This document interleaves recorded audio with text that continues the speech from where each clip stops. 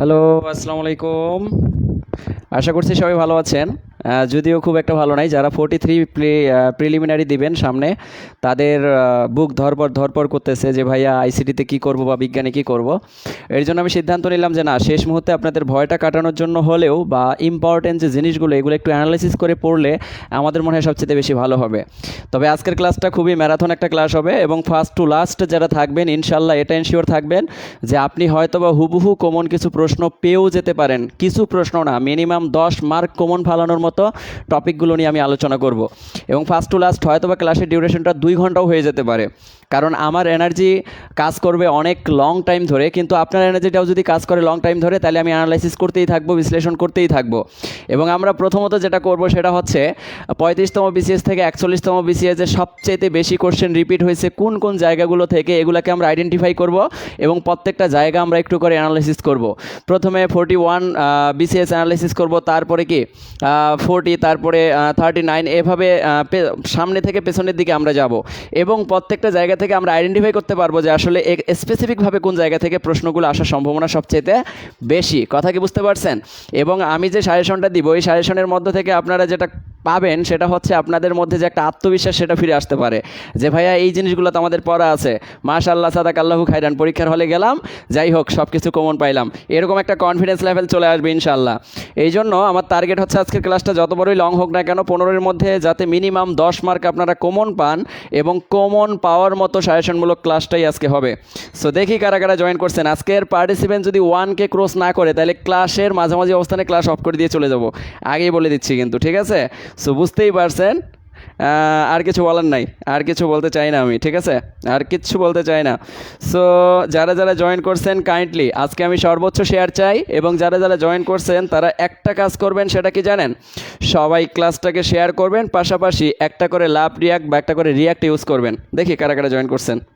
বেশি বকবক করলে তো আর হবে না।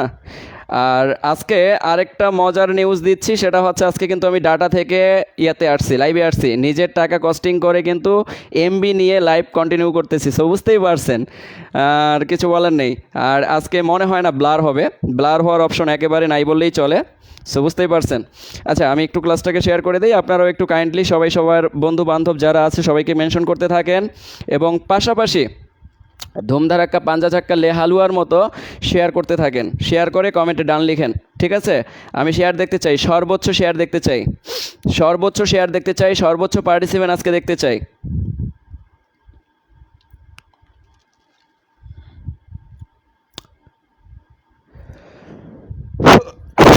আমি প্রচণ্ড পরিমাণের অসুস্থ বলতে পারেন, এই অসুস্থ শরীর নিয়ে আমি ক্লাস নিচ্ছি, মানে বুঝতে পারছেন, প্রচণ্ড পরিমাণে অসুস্থ আমি।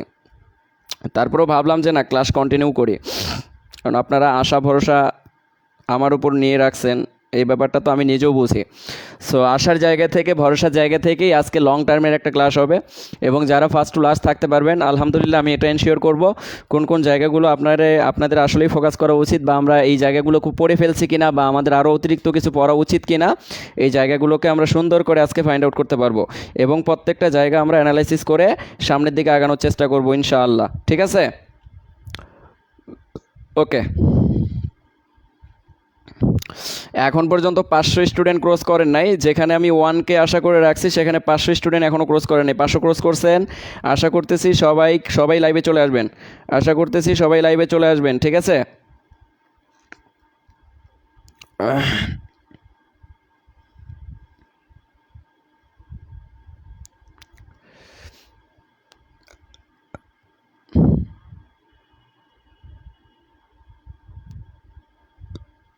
ওকে,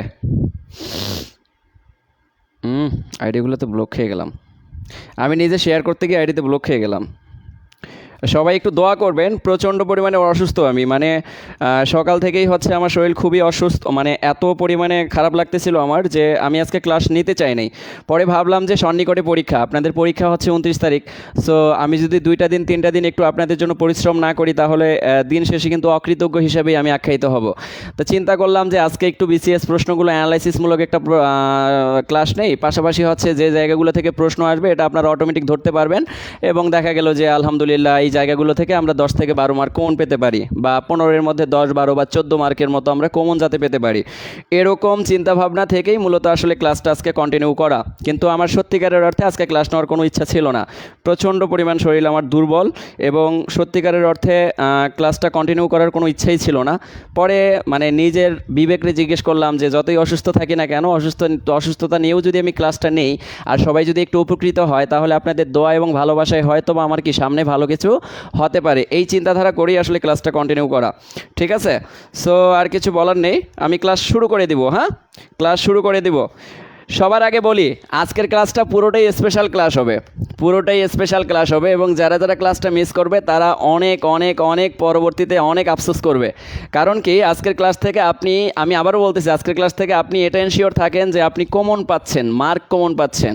কতগুলো মার্ক কমন পাবেন? এর আগের ক্লাসগুলো হয়তো বা আমি যে কোনো একটা মার্ক বা 2টা মার্ককে আইডেন্টিফাই করছি, কিন্তু আজকের ক্লাসটা হচ্ছে পুরো আইসিটির একেবারে ব্যাখ্যামূলক, সাজেশনমূলক ক্লাস। অর্থাৎ যে জায়গাগুলো থেকে কোশ্চেন আসবেই বা যে জায়গাগুলো বিশ্লেষণ করলে প্রশ্ন পাবই, এরকম জায়গাগুলো নিয়ে কিন্তু আমি আলোচনা করব। সো বুঝতেই পারছেন। সবাই একটু শেয়ার করে কমেন্টে ডান লিখেন, দেখি এখন পর্যন্ত কয়জন আছেন। ওয়াও, এখন পর্যন্ত 800 ক্রস করছেন। যারা যারা যারা যারা ক্লাসটা কন্টিনিউ করতেছেন, দয়া করে মায়া করে ক্লাসটাকে শেয়ার করে কমেন্টে ডান লিখেন। আপনাদের কাছ থেকে আমি চাই না, আপনাদের কাছ থেকে এমন কিছু চাই নাই যেটা আপনাদের দ্বারা অসম্ভব। আপনাদের কাছে কি চাইছি যে আমাকে এখন এই যে একটা ক্লাসের বিনিময়ে 1000 টাকা দেন? এটা কিন্তু চাই নাই। এটা চাইলে তো সবাই ক্লাসই করতেন না। আমি কি চাইছি, একটা বা 2টা শেয়ার করেন, কিছু বন্ধুদেরকে ইনভাইট করেন। আবার আরেকটা অ্যানাউন্সমেন্ট দিয়েই সামনে যাই। 44তম বিসিএসের আজকে কিন্তু আমি অ্যানাউন্সমেন্টে পোস্টের লিঙ্ক দিছি। এখানে কিন্তু আপনারা বুঝতে পারছেন, আমি ডিটেলসে বলছি।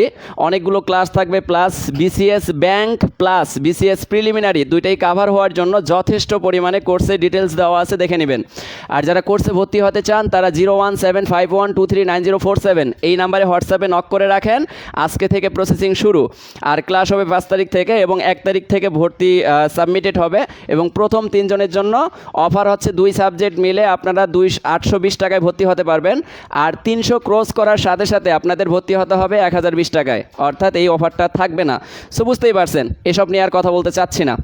আচ্ছা, আমরা ক্লাস শুরু করে দেই। প্রথমত আমরা যেটা অ্যানালাইসিস করব সেটা হচ্ছে 41 বিসিএস প্রিলিমিনারি। 41 ভাই, 41 বিসিএস প্রিলিমিনারি থেকে কিভাবে কোশ্চেন আসছে এবং কোন কোন জায়গাগুলো থেকে কোশ্চেন আসছে এটাকে অ্যানালাইসিস করব। আমি সবচাইতে ম্যাজিক জিনিসগুলো দেখাবো শেষে, কারণ সামনে আমি একটু বোরিং জিনিস নিয়ে আলোচনা করব।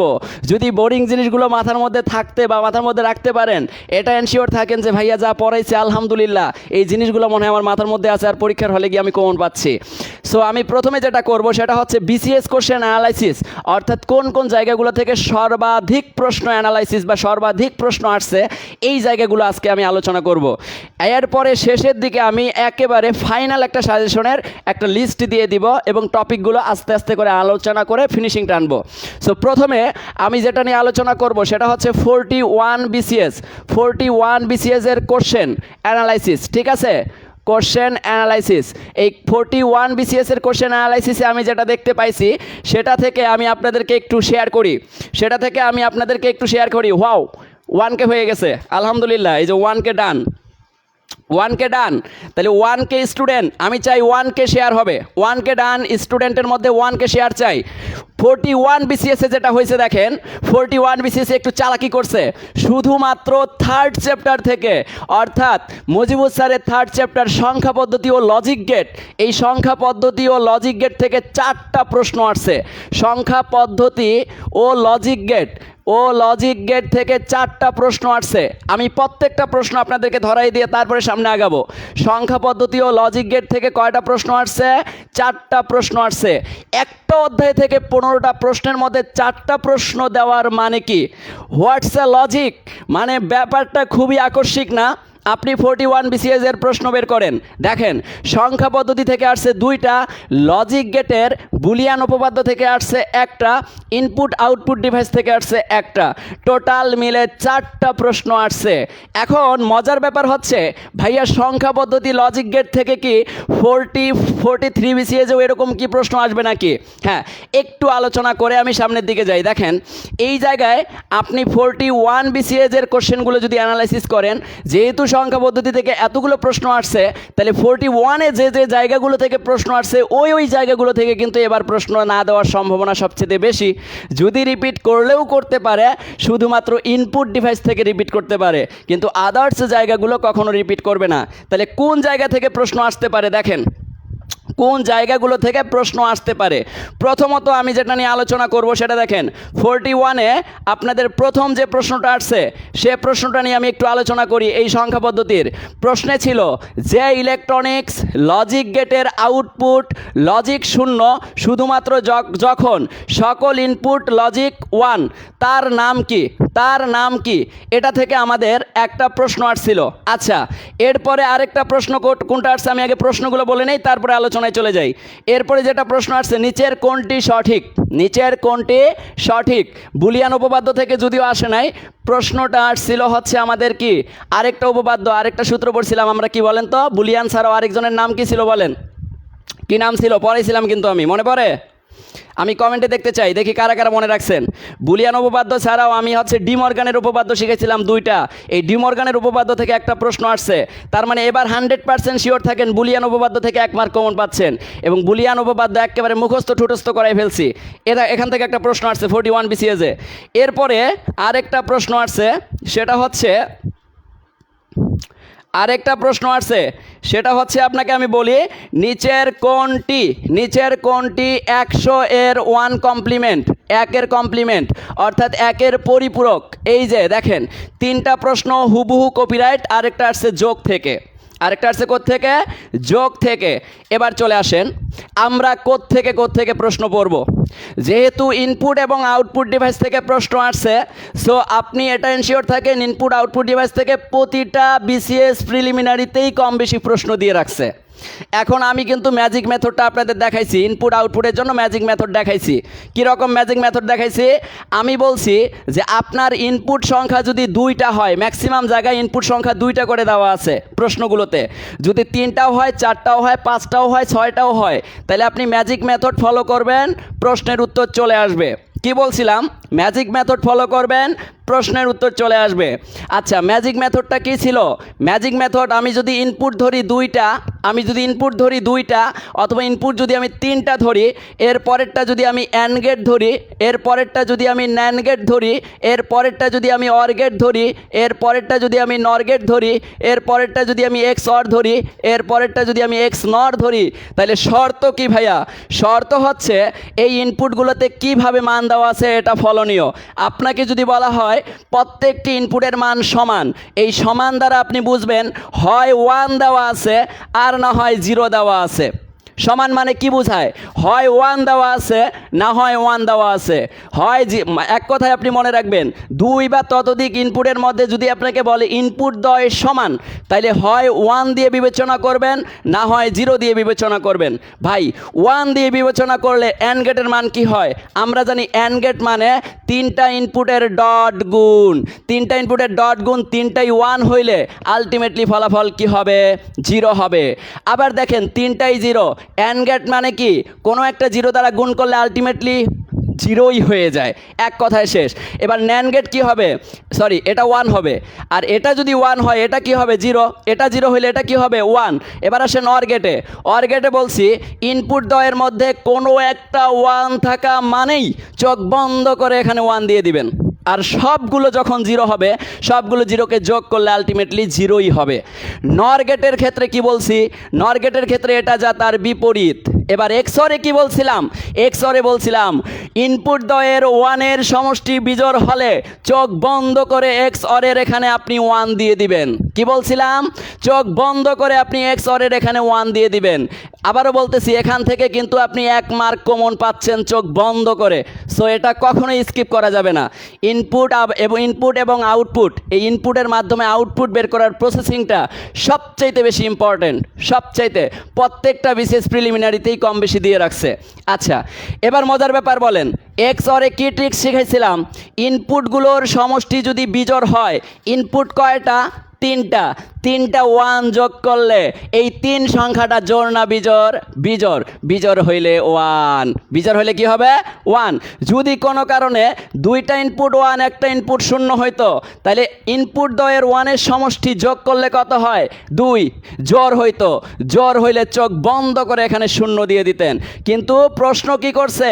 প্রশ্ন করছে কোন ক্ষেত্রে, কোন ক্ষেত্রে ইনপুট দ্বয়ের মান সমান হলে আউটপুট ওয়ান হয়? আউটপুট ওয়ান হয়, দেখেন তিনটা ওয়ান হলে আউটপুট ওয়ান হয় এক্স অরের ক্ষেত্রে এবং অর গেটের ক্ষেত্রে এবং অ্যান্ড গেটের ক্ষেত্রে। তাহলে এক্স নর কি হবে? এক্স নর শূন্য হবে। এবার চলে আসেন এই জায়গায় তিনটাই শূন্য, তিনটা শূন্য মানে কি? এই শূন্য যোগ করলে আমাদের কাজের না, অর্থাৎ ওয়ানের সমষ্টি বিজোড় হলেই কেবলমাত্র আউটপুট কি হবে? ওয়ান হবে। আর অন্যথায় কি? Zero zero. এটা যদি জিরো হয় এটা ওয়ান দিবেন। বলেন ঝয়কার ঝকঝকা ফয়কার ফকফকা বুঝতে পারছেন কিনা বলেন?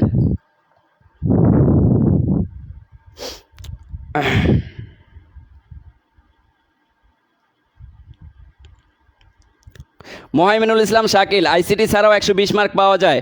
এত প্যারা নেওয়ার কোনো কারণ নেই। এত প্যারা নেওয়ার কারণ না থাকলে আপনার ক্লাসে আসতে বলছে কে, চলে যান, সমস্যা নাই। আইসিটি যাদের দরকার তাদের। আইসিটি আপনি ব্যাংক জব পরীক্ষায় আইসিটি কতটা গুরুত্বপূর্ণ একটা সাবজেক্ট আপনি জানেন? ব্যাংক জব পরীক্ষা দিতে যান, ঘাড়ের মস্তিষ্ক উড়ে যাবে। আর যদি অনেক দক্ষ হয়ে থাকেন তাহলে আপনার জন্য আমি শিক্ষক হিসেবে কি বলেন মানে অ্যাপ্রোপ্রিয়েট না, আপনি অন্য কোনো শিক্ষক খোঁজেন। সো এখানে এসে জ্ঞান দেওয়ার দরকার নাই। আচ্ছা সবাইকে আমরা বুঝতে পারছি? আবারও বলতেছি চোখ বন্ধ করে মনে রাখবেন। এবার মনে করেন আমার ইনপুট সংখ্যা দুইটার কথা বললো, দুইটা। এই দুইটা যদি হয়, দুইটা ওয়ান বা একটা জিরো একটা ওয়ান যদি হয়, আপনাকে যদি বলে কোনো একটি ইনপুটের মান জিরো একটি ইনপুটের মান ওয়ান হলে, একটি ইনপুটের মান জিরো একটি ইনপুটের মান ওয়ান হলে কোন ক্ষেত্রে আউটপুট ওয়ান হবে? কোন ক্ষেত্রে আউটপুট ওয়ান হবে? মজার ব্যাপার দেখেন, একটা ওয়ান একটা জিরো, তাহলে চোখ বন্ধ করে মনে রাখেন অ্যান্ড গেট মানে গুণ, গুণের ক্ষেত্রে জিরো থাকা মানে চোখ বন্ধ করে এটা জিরো হবে। তাহলে ন্যান্ড গেট সেটার ক্ষেত্রে কি হয়ে যাচ্ছে? ওয়ান হয়ে যাচ্ছে। তাহলে উত্তর কি হবে? NAND gate. আবার দেখেন অর গেটের ক্ষেত্রে কি বলছি? কোনো একটা ওয়ান থাকলেই সেটা ওয়ান হবে। তার মানে ন্যান্ড গেটে উত্তর হইলো, অর গেটে উত্তর হইলো, আউটপুট কিন্তু দুইটাতে আমি ওয়ান পাইছি। এটা তাহলে কি হবে? এটা অবশ্যই জিরো হবে। এবার দেখেন কয়টা ওয়ান? একটা ওয়ান। একটা ওয়ান, এক সংখ্যাটা জোড় না বিজোড়? বিজোড়। বিজোড় হইলে এক্স অরের মান কি হয়? এক্স অরের মান ওয়ান হয়। ওয়ানের সমষ্টি বিজোড় হলে এক্স অরের মান ওয়ান হয়। তাহলে এটার মান কি হবে? জিরো হবে। কাহিনী খতম। এবার দেখেন মনে করেন আমি নিচে দুইটাই ওয়ান দিলাম, যদি দুইটি ইনপুটই ওয়ান হয় তাহলে আউটপুট ওয়ান হবে কোনটির ক্ষেত্রে? দেখেন অ্যান্ড গেটের ক্ষেত্রে অবশ্যই ওয়ান হবে, কারণ দুইটা ইনপুট যদি আপনি গুণ করেন ওয়ান ইন্টু ওয়ান সমান ওয়ান হয়। এবার ন্যান্ড গেটে আসেন, এটা ওয়ান হইলে এটা অবশ্যই জিরো হবে, কারণ এটা এটার বিপরীত। এবার আসেন নর গেটে, একটা ওয়ান থাকা মানে চোখ বন্ধ করে এটা ওয়ান, তাইলে নর কি হবে? অবশ্যই বিপরীত হবে। এক্স অর কি হবে? ওয়ানের সমষ্টি দেখেন দুই, দুই সংখ্যাটা জোড় না বিজোড়? অবশ্যই জোড়। জোড় হলে 100% শূন্য হবে, তাহলে এটা কি হয়ে যাবে? এটা ওয়ান হবে। কাহিনী খতম, শেষ। বলেন বুঝতে পারছি কিনা?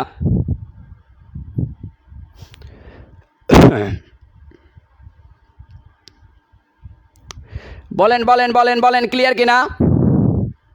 আমরা এই ছক থেকে এক মার্ক কমন পাবো ইনশাল্লাহ, কারণ এই ইনপুটের থেকে আউটপুট বের করার প্রসেসিং থেকে অনেকগুলো প্রশ্ন আসছে। এবার দেখেন যে ইলেকট্রনিক্স লজিক গেটের আউটপুট লজিক শূন্য শুধুমাত্র যখন সকল ইনপুট লজিক ওয়ান হয়। তাহলে সকল ইনপুট লজিক ওয়ান হয় কোনটির ক্ষেত্রে? ন্যান্ড গেটের ক্ষেত্রে। কারণ কি দেখেন, কারণ কি ইনপুটের মান যখন সবগুলো প্রথমে জিরো হবে, এই জিরো এর জন্য আপনি ফলাফল পাবেন অ্যান্ড গেটে জিরো, তাহলে ন্যান্ড গেটে গিয়ে কী পাবেন? ন্যান্ড গেটে গিয়ে পাবেন আপনি ওয়ান, যার কারণে এই যে ওয়ান। দেখছেন, যদি আপনার মনে করেন এখানে কোনো একটা জিরো বা দুইটাই জিরো, দুইটা জিরো মানে কি? অ্যান্ড গেটে জিরো, আর অ্যান্ডের বিপরীত কি? ন্যান্ড, তাহলে ন্যান্ডে গিয়ে কী হবে? ওয়ান হবে। তাহলে আলটিমেটলি উত্তর ন্যান্ড। যদি অর থাকতো তাহলে অরের ক্ষেত্রে আবার দুইটা জিরো, এটাও জিরো হইতো, তখন এটা ওয়ান হইতো, তার মানে তখন অ্যান্সার হইতো কি? ন্যান্ড গেট নর গেট দুইটাই উত্তর হইতো। আবার দেখেন দুইটাই জিরো, এটা জিরো হইতো, তখন এক্স অরটাও কি হইতো? ওয়ান হইতো। অর্থাৎ সব বিপরীত মানগুলো নট যুক্ত সবগুলোই কি হয়ে যেত? ওয়ান হইতো। ন্যান্ড গেট ওয়ান হইতো, নর গেট ওয়ান হইতো, এক্স অর গেট ওয়ান হইতো, এক্স নর গেট ওয়ান হইতো। আই থিঙ্ক সবাই ক্লিয়ার? মেডিসিন বইটি লাইব্রেরিতে পাওয়া যাবে, পাওয়া যাচ্ছে, এখনও পাওয়া যাচ্ছে, কারণ ওটা শিক্ষক নিয়োগ সহ তো, যার কারণে মার্কেটে পাওয়া যাচ্ছে। যারা রিপিট করতে বলতেছেন তাদের ক্ষেত্রে আমি বলি তারা একটু কাইন্ডলি আমার আগে একটা ক্লাস আছে, ক্লাসটা রেকর্ড করে নেবেন। এখানে এত সময় দিলে আমরা শেষ করতে পারবো না, গেল ইনপুট এবং আউটপুট ডিভাইস গেল। এবার চলে আসেন কমপ্লিমেন্টের ম্যাজিক দেখাই। কমপ্লিমেন্ট এটা হচ্ছে আপনার এটা আমি আপনাকে বলি 41 BCS-এর 14 নম্বর প্রশ্ন। 14 নম্বর প্রশ্নে কি বলছে দেখেন, 14 নম্বর প্রশ্নটা এবার পেঁচায়া 44তম BCS-এ কীভাবে, 43তম প্রিলিমিনারিতে কীভাবে আসতে পারে সেটা আমি একটু বলি আপনাকে। এখানে বলছে নিচের কোনটি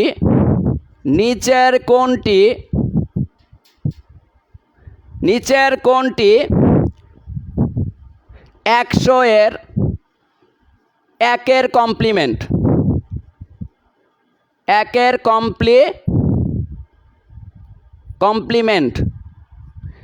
হ্যাঁ একের কমপ্লিমেন্ট।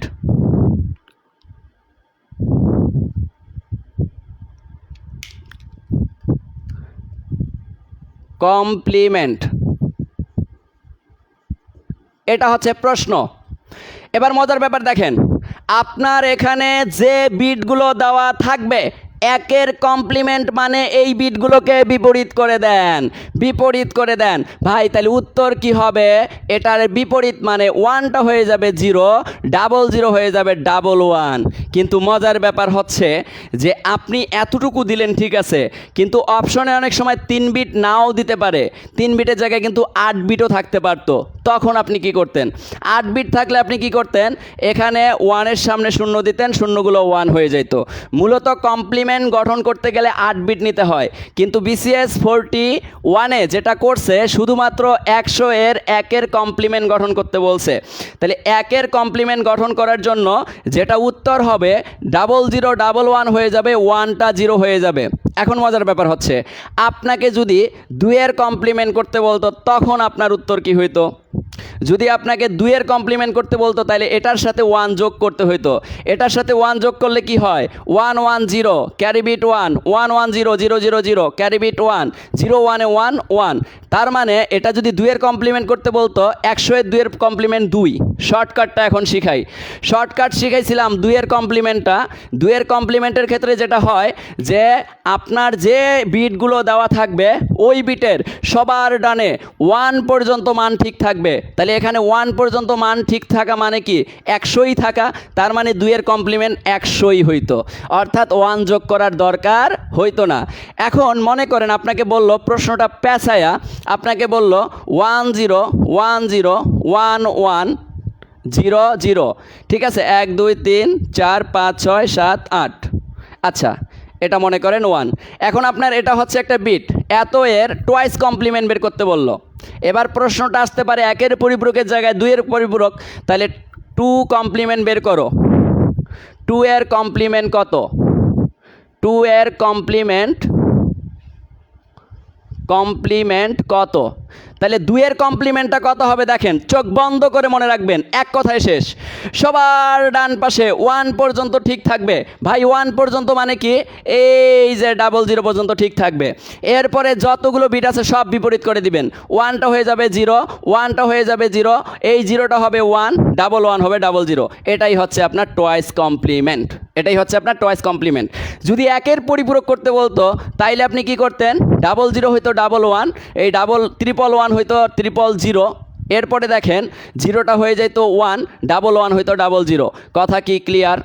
একের পরিপূরক মানে জাস্ট বিপরীত, 2-এর পরিপূরক মানে সবার ডানে 1 পর্যন্ত ঠিক থাকবে, বাকিগুলো সব বিপরীত। কাহিনী খতম। বলেন একের পরিপূরক আর 2-এর পরিপূরক আমরা ক্লিয়ার কিনা? বলেন একের পরিপূরক আর 2-এর পরিপূরক একেবারে ক্লিয়ার কিনা? এই পরিপূরক থেকে BCS প্রিলিতে আরও প্রশ্ন আসছে, 38তম BCS-এ আসছে, 35তম BCS-এ আসছে। সো বলার অবকাশ রাখে না, খুব ইম্পর্টেন্ট টপিক। সো বলেন ক্লিয়ার কিনা? বলেন আমরা ক্লিয়ার কিনা? এখন পর্যন্ত ক্লাসটা শেয়ার হয়েছে কয়টা আমি দেখতে চাই। 1K প্লাস স্টুডেন্ট ক্লাস করতেছেন, অথচ শেয়ার হয়েছে আমার ক্লাসটা এখন পর্যন্ত মাত্র 422টা। মানে বুঝলাম না ভাই, এত কার্পণ্য কেন আপনারা, এত কৃপণ কেন আপনারা? এই 1000 মানুষ কি একটা করে শেয়ার করতে পারেন না? একটা করে কি শেয়ার করতে পারতেছেন না? আপনার হাতে কি এতই ব্যথা করতেছে? এখন পর্যন্ত রিয়াক্ট পড়ছে কত দেখেন, 437টা, অথচ 1000 1.1K 1.2K স্টুডেন্ট ক্লাস করতেছেন। 1.2K স্টুডেন্ট একটা করে রিয়াক্ট দিলে 1.2টা রিয়াক্ট পড়ে। বুঝলাম না, প্রতিদিন একই কথা বলতে হয়, আপনাদের দায়িত্ববোধ নাই? আমি এত কষ্ট করে যদি ক্লাস নিতে পারি আর আপনারা একটু কষ্ট করে শুধুমাত্র একটা শেয়ার করতে পারতেছেন না, শুধুমাত্র একটা রিয়াক্ট ইউজ করতে পারতেছেন না, এটা কেমন আচরণ বলেন? ক্লাস অফ করে দিয়ে চলে যাই, এত কষ্ট করার কি দরকার বলেন?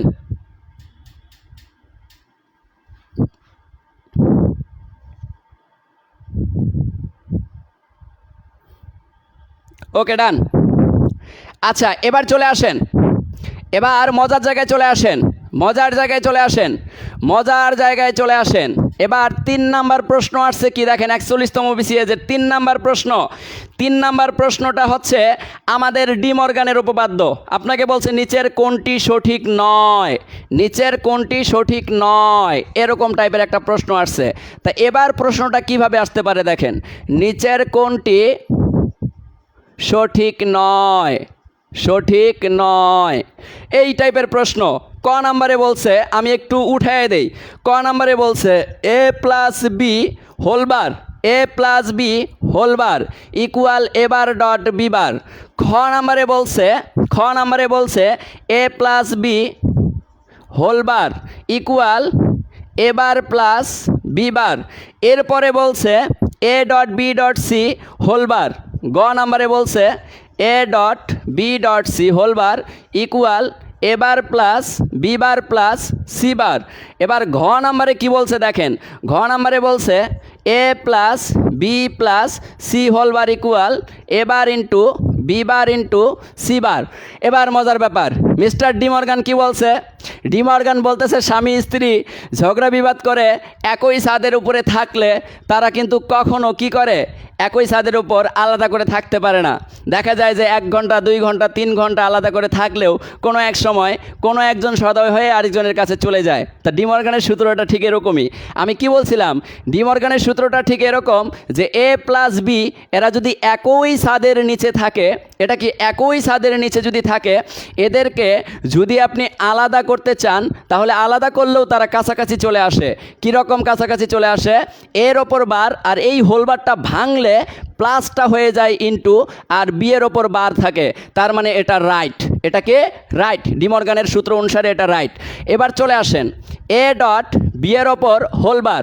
আমি কি বলছিলাম, এরা কাছাকাছি অবস্থানে একসাথেই আছে একই ছাদের নিচে, হঠাৎ করে ঝগড়া হয়ে গেল, ঝগড়া হইলে কি হবে, এ বার প্লাস বি বার, অর্থাৎ ডটটা হয়ে যাবে প্লাস।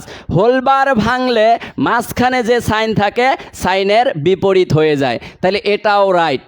এখন 3 বিট করে দেওয়া আছে দেখেন, 3 বিট করে এই জায়গায় দেওয়া আছে A dot B dot C, তাহলে এটা হোলবার যখন ভাঙবে ডটটা হয়ে যাবে প্লাস, ডটটা হয়ে যাবে প্লাস, তার মানে এটাও রাইট। এবার এটাই চলে আসেন A plus B plus C whole bar, তাহলে এই যে এর ওপর বার এটাও ঠিক আছে, প্লাসটা ডট প্লাসটা ডট ডট ডট, তার মানে এটাও ঠিক আছে। কিন্তু এই জায়গায় এসে আমাদের ডি মর্গানের উপপাদ্য মানতেছে না। কেন মানতেছে না দেখেন, এখানে কি দেওয়া আছে, এ প্লাস বি হোলবার ইকুয়াল দিয়ে এ বার প্লাস বি বার দেওয়া আছে, যেটা ডি মর্গান কখনোই বলে নাই। ডি মর্গান বলছে মাঝখানে সাইন প্লাস প্লাস কখনোই থাকতে পারে না, হোলবার থাকলে অবশ্যই আপনি প্লাসটাকে কি করে দেন, ইনটু করে দেন, অর্থাৎ বিপরীত করে দেন, অর্থাৎ এটা তখনই রাইট হবে যখন আপনি এবার ডট বি বার দিবেন, তার মানে এটা কি রং। তাহলে উত্তর রং কোনটা, খ, খ নাম্বার উত্তর রং, তার মানে খ নাম্বারটা রাইট।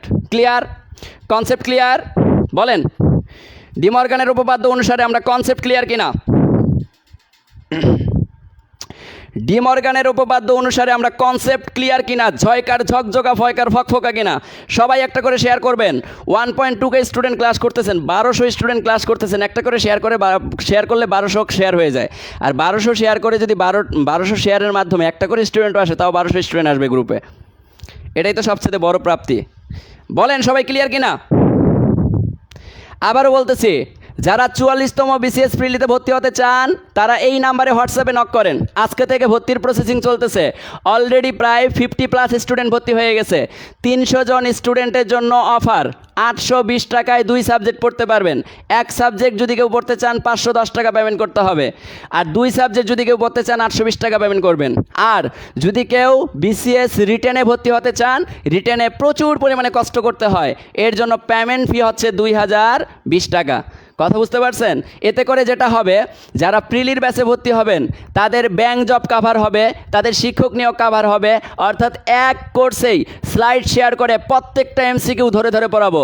প্রথমে বেসিক আলোচনা শেষ করে পরে স্লাইড শেয়ার করে করে প্রত্যেকটা এমসিকিউ এভাবে ধরায় ধরায় পড়াবো। কোনো সমস্যা থাকবে না ইনশাল্লাহ। ওকে, ডান, ক্লিয়ার। এবার চলে আসেন 41 বিসিএস আমাদের অ্যানালাইসিসের মধ্যে এই জিনিসগুলো গেল। এবার তারপরে আরেকটা জিনিস আসছে, দেখেন আরেকটা জিনিস কি, আরেকটা জিনিস আসছে এটা যে আপনাকে টপোলজি থেকে প্রশ্ন দিচ্ছে। টপোলজি, আমি কিন্তু টপোলজি পড়াইছিলাম।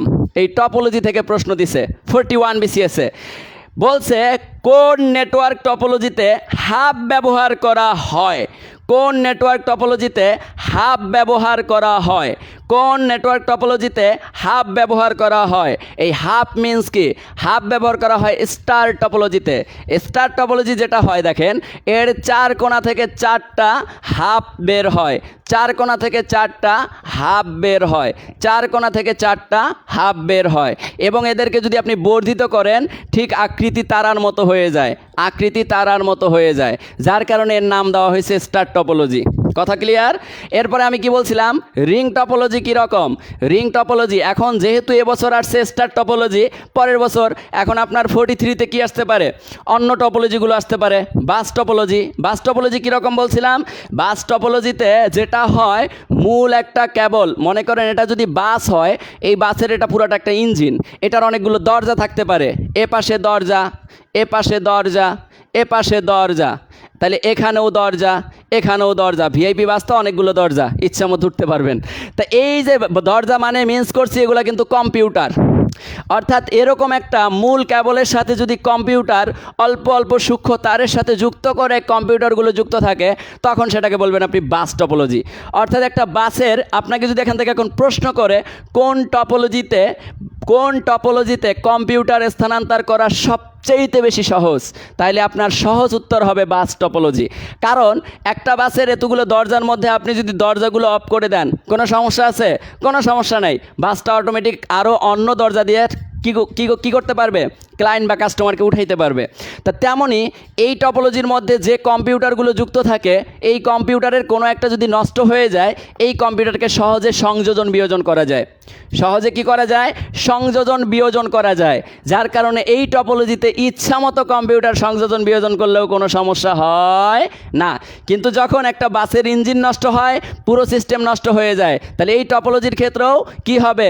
ইঞ্জিন বা এই মূল কেবল নষ্ট হয়ে গেলে পুরো টপোলজি কি হয়ে যাবে? অকেজো হয়ে যাবে। ক্লিয়ার? এরপরে আরেকটা টপোলজি পড়াইছিলাম, সেটা কি ছিল? সেটা ছিল আমাদের রিং টপোলজি। যেহেতু টপোলজি থেকে প্রশ্ন আসছে, রিং টপোলজি কীরকম? সাইকেলের রিং দেখেন নাই, মোটরসাইকেলের রিং দেখেন নাই, এই রিংটাই রিং টপোলজি। অর্থাৎ এখানে একটা কম্পিউটার যুক্ত থাকবে, এখানে বৃত্তাকারভাবে এখানে আরেকটা কম্পিউটার যুক্ত থাকবে, এখানে আরেকটা কম্পিউটার যুক্ত থাকবে, এখানে আরেকটা কম্পিউটার যুক্ত থাকবে, অথবা এখানে আপনি আরও একটা কম্পিউটার যুক্ত করতে পারেন। কিন্তু এই সার্কেলটা পুরো বৃত্তের মতো, অর্থাৎ একটা রিংয়ের মতো। একটা সাইকেলের রিং যদি এটা হয়, এই রিংয়ের এই জায়গায় যদি ভেঙে যায়, এই সাইকেলের রিং দিয়ে কি আপনি চড়ে কোথাও যাইতে পারবেন? সাইকেল অকেজো না। তেমনই এই টপোলজির কোথাও যদি কোনো কেবলে কিঞ্চিত পরিমাণ প্রবলেম হয়, তাহলে পুরো টপোলজি অকেজো। প্রশ্ন আসতে পারে এভাবে, কোন টপোলজিতে সূক্ষ্ম প্রবলেমের কারণে পুরো টপোলজি অকেজো হয়ে যায়? সূক্ষ্ম প্রবলেম বুঝেন, মানে সূক্ষ্ম সমস্যা, অল্প একটু সমস্যা হলেও এই টপোলজি পুরোটা অকেজো হয়ে যায়। কারণ এই টপোলজির পুরোটা সিস্টেম প্রত্যেকের সাথে কানেক্টিভিটিভাবে থাকে, যার কারণে কোনো একটা কম্পিউটারে যখন নষ্ট হয়ে যায়, পুরো সিস্টেম নষ্ট হয়ে যায়। কথা কি ক্লিয়ার? তার মানে এই টপোলজিতে মূল সমস্যা হচ্ছে কেবলের কোনো একটা জায়গায় প্রবলেম হওয়া মানে পুরো সিস্টেম অকেজো হয়ে যাওয়া, বা কোনো একটা কম্পিউটার নষ্ট হওয়া মানে পুরো সিস্টেম অকেজো হয়ে যাওয়া। আই থিঙ্ক ঝয়কার ঝকঝকা ফয়কার ফকফকা। বলেন ক্লিয়ার কিনা?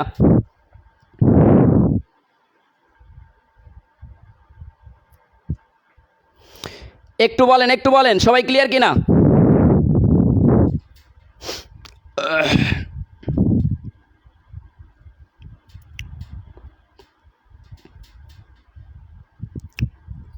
আচ্ছা, এরপরে আরও কিছু টপোলজি আছে, সেটা আমি বলি। এগুলো একটু মূল্যবান টপোলজি। আরেকটা আছে, সেটা কি মেশ টপোলজি, যেটাকে আমরা বলি ঘনিষ্ঠ বন্ধুত্ব। অর্থাৎ ঘনিষ্ঠ বন্ধুত্ব, এখানে যদি একটা টপোলজি, এখানে যদি একটা টপোলজি, এখানে প্রত্যেকের সাথে প্রত্যেকের কানেকশন থাকাকে বলা হয় কি? লিঙ্ক টপোলজি বা মেশ টপোলজি। আরেকটা আছে হাইব্রিড টপোলজি, সবগুলো টপোলজির সমন্বয়ে যে টপোলজি সেটাকে বলে হাইব্রিড টপোলজি। আই থিঙ্ক ঝয়কার ঝকঝকা ফয়কার ফকফকা ক্লিয়ার। কিন্তু মজার ব্যাপার হচ্ছে, আমি যখন ডি মর্গানের উপপাদ্য পড়াচ্ছিলাম, এই ডি মর্গানের উপপাদ্য যেহেতু 41তম বিসিএ যে দিছে, তার মানে 43তম প্রিলিতে আপনি কনফার্ম থাকেন, 100% শিওর থাকেন ডি মর্গানের উপপাদ্য একটা কমন পাচ্ছেন। ডি মর্গানের উপপাদ্য একটা কমন পাচ্ছেন। এখন বলেন, ডি মর্গানের উপপাদ্য আজ আমার যারা ক্লাস করছেন তারা ঝয়কার ঝকঝকা ফয়কার ফকফকা মুখস্থ আছে কিনা, না এটা আমার পড়ানোর দরকার আছে? বলেন, ডি মর্গানের উপপাদ্য থেকে 1 মার্ক কমন পেতে পারেন, 1 মার্ক কমন পেতে পারেন। যেহেতু আমাদের ডি মর্গানের উপপাদ্যও বলতেছি, আমাদের হচ্ছে যেহেতু ডি মর্গান এবং বুলিয়ান উপপাদ্য, বুলিয়ান উপপাদ্য থেকে 1 মার্ক কমন পাবেন। বুলিয়ান উপপাদ্য যেহেতু আমাদের 41-এ আসছে ডি মর্গান, তাহলে 43-এ আসতে পারে কি? বুলিয়ান উপপাদ্য। তাহলে বুলিয়ান উপপাদ্যে কারো প্রবলেম আছে কিনা বলেন? যদি প্রবলেম থাকে তাহলে আমি আলোচনা করব, যদি প্রবলেম না থাকে এখান থেকে আমি স্কিপ করে সামনের দিকে চলে যাব। একটু বলেন, এখানে আমি মুখস্থ ছাড়াই কিভাবে মনে রাখা যায় সেটা আমি আপনাদেরকে সুন্দর করে বলে দিছি।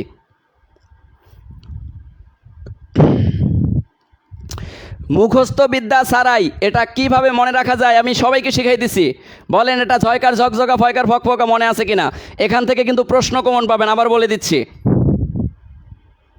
এখান থেকে 1 মার্ক কমন পাবেন। আচ্ছা, অনেকে বলতেছেন আছে প্রবলেম, অনেকে বলতেছেন নাই প্রবলেম। তার মানে যারা ক্লাস করেন নাই তাদের প্রবলেম আছে। আচ্ছা, আমি জাস্ট একটু নমুনা দেখাই দেই, 2টা উদাহরণ দিয়ে নমুনা দেখাই দেব।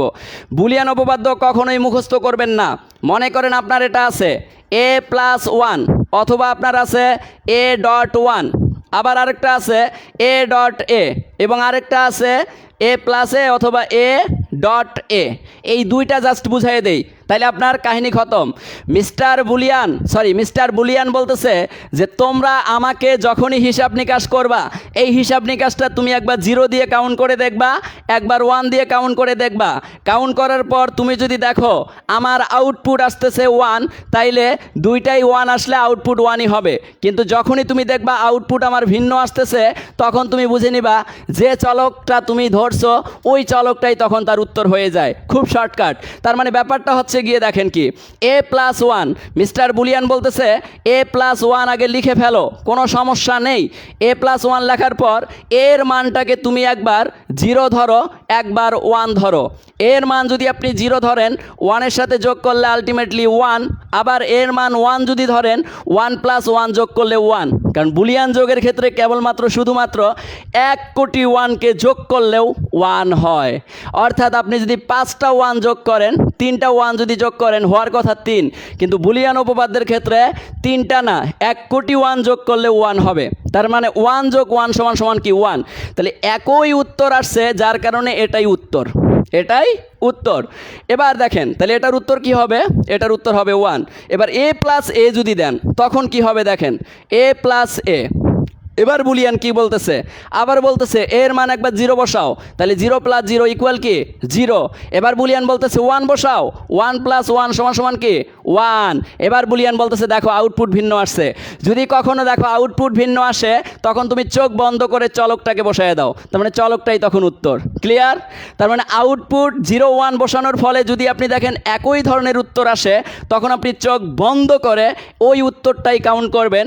যখন আপনি দেখবেন ভিন্ন ধরনের উত্তর আসতেছে, তখন চলকটাই উত্তর হবে। কাহিনী খতম। বলেন ক্লিয়ার কিনা? এবার দেখেন a.1-এ তাহলে কি হবে? a.1-এ কি বলতেছে বুলিয়ান বলতেছে এর মান 0 বসাও, 0 বসাইলে কত হয়? 0ই হয়। এবার এর মান 1 বসাও, 1 বসাইলে কত হয়? 1 হয়। কিন্তু মজার ব্যাপার, আউটপুট ভিন্ন আসছে, তাহলে উত্তর কি হবে? চলক উত্তর হবে। চলক কি? এ। কথা বুঝতে পারছেন? অর্থাৎ আপনি এর মান একবার 0 বসাবেন, এর মান একবার 1 বসাবেন, আর এখানে যা আছে তাই বসাবেন। বসানোর ফলে আউটপুট যদি ভিন্ন আসে তাহলে চলক যা তাই উত্তর। কারণ কি বলি, এর মান যখন 0 ধরছেন ফলাফল আসছে 0, এর মান যখন 1 ধরছেন ফলাফল আসছে 1, যার কারণে যাহাই এ তাহাই উত্তর, যার কারণে যাহাই চলক তাহাই উত্তর। কাহিনী খতম। বলেন বুঝতে পারছেন কিনা? বলেন বুঝতে পারছেন কিনা? এখান থেকে 1 মার্ক কমন পাবেন। খুবই সহজভাবে বলে দিচ্ছি, যেহেতু ডিমর্গান থেকে 41 এবিসিএ যে প্রশ্ন আসছে, তাইলে বুলিয়ান উপপাদ্য থেকে 43-তে প্রশ্ন আসার সম্ভাবনা 90%। 90%। কারণ এটা আমাদের ক্যাটাগরি বলে দিচ্ছে, এটা আমাদের ক্যাটাগরি বলে দিচ্ছে। ওয়াও, স্টুডেন্ট সংখ্যা 1.3 হয়ে গেছে, অথচ শেয়ার সংখ্যা কত দেখি। শেয়ার সংখ্যা মাত্র 608টা। বুঝলাম না এত কম কেন শেয়ার সংখ্যা। সবাই একটা করে রিয়াক্ট দিলে আমার রিয়াক্ট সংখ্যা হয়ে যেত 1300, কিন্তু এখন পর্যন্ত রিয়াক্ট পড়ছে 700। খুব খারাপ লাগে এই ব্যাপারগুলো। আপনারা এত কৃপণ কেন ভাই, এত কৃপণ? বলেন আমরা বুঝতে জায়গা থেকে প্রশ্ন আসছে, আমি দেখাই। আপনার আরেকটা প্রশ্ন আসছে, এটা আমি একটু দেখাই, সামনের দিকে যাই। এই জায়গা থেকে আরেকটা প্রশ্ন আসছে। আচ্ছা, 38তম বিসিএসে ওয়ান্স কমপ্লিমেন্টের প্রশ্ন আসছে, ওয়ান্স কমপ্লিমেন্ট। আর 39 বিসিএস তো হয় নাই, তাহলে কমপ্লিমেন্ট থেকে দেখেন। ম্যাক্সিমাম সময় 39তম বিসিএসেও কমপ্লিমেন্ট থেকে প্রশ্ন আসছে, 41তমতেও আসছে। কত মজার জিনিস, অথচ কমপ্লিমেন্ট মুখস্থ করাই দিছি আপনাদের। আচ্ছা, এই যে এখানে আরেকটা প্রশ্ন আসছে ঘ নাম্বারে, এটা হচ্ছে আমাদের 38তম বিসিএসে আসছে। 38তম বিসিএসে আসছে কোনটি সঠিক নয়, কোনটি সঠিক নয়? আপনারাই উত্তর দিবেন। ক নাম্বারে বলা হচ্ছে a+0 = a। খ নাম্বার বলা হচ্ছে a.1 = a। গ নাম্বারে বলা হচ্ছে a+a বার = 1। ঘ নাম্বারে বলা হচ্ছে a.a বার = 1। নিচের কোনটি সঠিক নয় বলছে। ভাই কিভাবে জাজমেন্ট করবেন দেখেন, এটার মান 0 বসান, 0 বসাইলে 0 + 0 = 0, 1 বসান, 1 + 0 = 1। ভিন্ন ভিন্ন উত্তর আসে, তার মানে এ হবে উত্তর। এটা রাইট, এটা রং না। কারণ a+0 ইকুয়াল, এর মান 0 বসাইলে 0 + 0 = 0, এর মান 1 বসাইলে 1 + 0 = 1। আলটিমেটলি ফলাফল ভিন্ন, মানে চলকটাই উত্তর। তাহলে চলকটাই উত্তর আছে, এটা রাইট। এবার আসেন এটা আমরা যাচাই করি। a.1 = a, এর মান 0 বসান, 0.1 = 0, এর মান 1 বসান, 1.1 = 1। আলটিমেটলি ফলাফল ভিন্ন, তার মানে চলকটাই উত্তর। এটাও ঠিক আছে। এবার চলে আসেন a+a বার। আমরা জানি এর মান যা ধরতে হয় এবারের মান তার বিপরীত ধরতে হয়। তাহলে এর মান যদি 0 ধরেন, 0 + 1 দেন, কারণ এটার মান 0 ধরলে এটার মান 1 ধরবেন। আবার এটার মান যদি 1 ধরেন, এটার মান 0 ধরবেন। ফলাফল দেখেন কি আসে, 0 + 1 = 1, 1 + 0 = 1। একই ধরনের ফলাফল আসলে আউটপুট সেটাই, তার মানে এটাও রাইট। এবার চলে আসেন a.a বার = 1 দেওয়া আছে, রাইট না রং আমরা যাচাই করি। এর মান 0 দেন, এটার মান কি হবে 1, তাহলে 0.1 = কি হয় 0। এটার মান যদি 1 দেন, এটার মান কি দিতে হবে 0, আলটিমেটলি 0। ফলাফল হওয়ার কথা 0 দিছে 1, তার মানে এটা রং, এটা রং। উত্তর কোনটা রাইট? ঘ রাইট। বলেন বুঝতে পারছেন কিনা? উত্তর ডি রাইট। এই যে সবাই আমার আগে উত্তর দেওয়া শেষ, আমার আগে উত্তর দেওয়া শেষ। দেখেন বুঝতে পারছেন, বুঝতে পারছেন? কঠিন ছিল বলেন? কঠিন ছিল? কখনোই কঠিন ছিল না।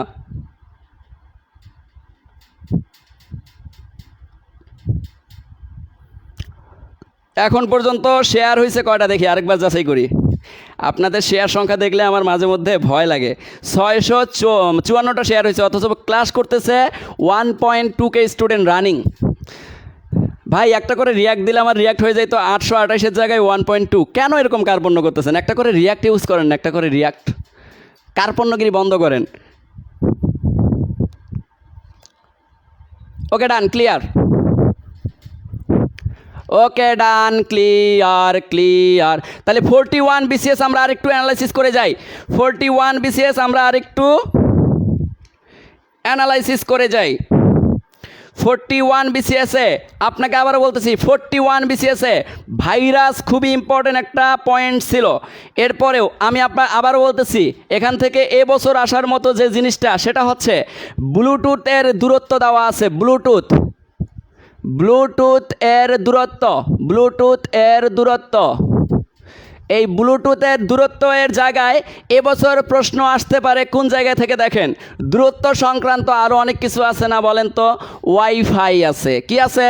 ওয়াইফাই, ওয়াইম্যাক্স, তারপরে আদার্স যতগুলো সেক্টর আছে এই দূরত্বওয়ালা জিনিসগুলো একটু ধুমধারাক্কা পাঞ্জা চাক্কা লে হালুয়ার মতো দেখে নেবেন। Clear? Wifi, WiMAX, Bluetooth, hotspot. এই যে হটস্পট, এটা কিন্তু খুবই ইম্পর্টেন্ট। হটস্পট খুবই ইম্পর্টেন্ট। হটস্পট 35তম বিসিএস, 34তম বিসিএস দুইবার প্রশ্ন আসছে। সো বুঝতেই পারছেন কতটা ইম্পর্টেন্ট। সো এই জিনিসগুলো কিন্তু দেখে নেবেন, এগুলা একটু বিসিএস প্রশ্ন অ্যানালাইসিসে দেখে নেবেন।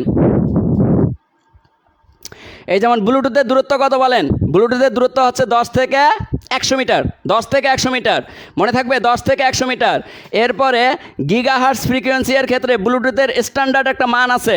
এই ব্লুটুথের স্ট্যান্ডার্ড মানটা এবার আসার সম্ভাবনা অনেক বেশি। তাহলে স্ট্যান্ডার্ড মানটা একটু দেখে নেন। ব্লুটুথের স্ট্যান্ডার্ড মান 802.15। 802.15 মনে থাকবে অবশ্যই মনে থাকবে। এরপরে দেখেন সবচেয়ে ইম্পর্টেন্ট জিনিস, আমি আগের ক্লাসে পড়াইছি, আজকে চলে আসছে 41তম বিসিএসে আসছে। সেটা কীরকম করে আসছে দেখেন, একটু পেছায় আসছে। বলা আছে যে কম্পিউটার ভাষায় সব কিছু শুধুমাত্র বাইনারি করে লেখা হয়। প্রশ্নকে যে কম্পিউটার ভাষায়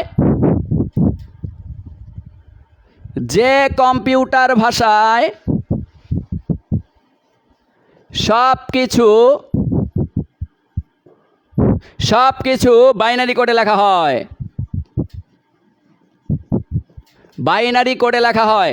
যারা আমার কালকের ক্লাস করছেন তারা এই প্রশ্নের উত্তর ঝাড়গ্রাম থেকে প্রশ্ন আসে।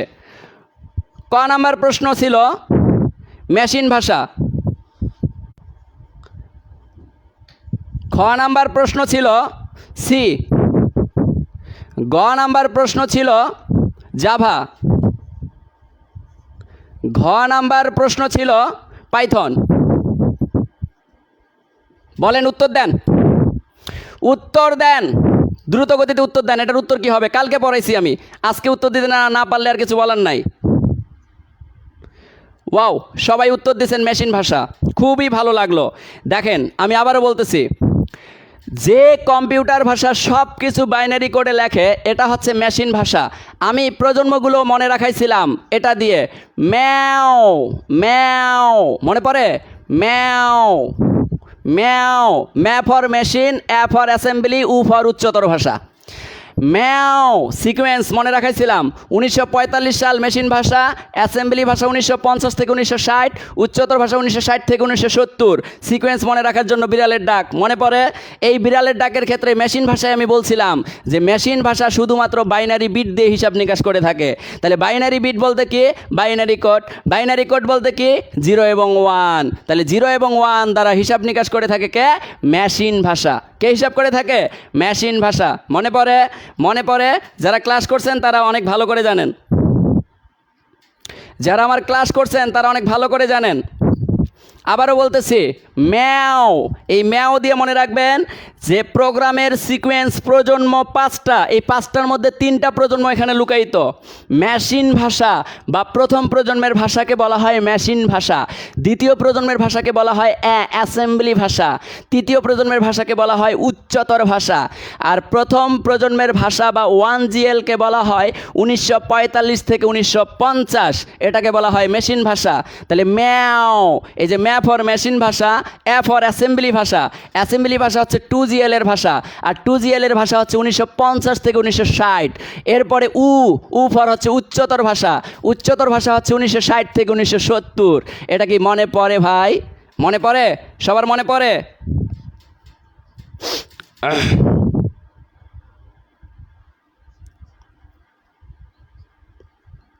মনে পড়ে বলেন? শুধু বিড়ালের ডাক মনে রাখবেন, প্রজন্মগুলো মনে রাখবেন। বিড়ালের ডাক মনে রাখবেন, প্রজন্মগুলো মনে রাখবেন। ম্যাও, এই যে ম্যা ফর মেশিন ভাষা 5 বছর 1945 থেকে 1950, অ্যা ফর অ্যাসেম্বলি ভাষা 1950 থেকে 1960, উ ফর উচ্চতর ভাষা 1960 থেকে 1970। ক্লিয়ার? এরপরে কি অতি উচ্চতর ভাষা, অতি উচ্চতর ভাষা কি 1970 থেকে 1980। এরপরে কি ন্যাচারাল ভাষা 5GL বা পঞ্চম প্রজন্মের ভাষা।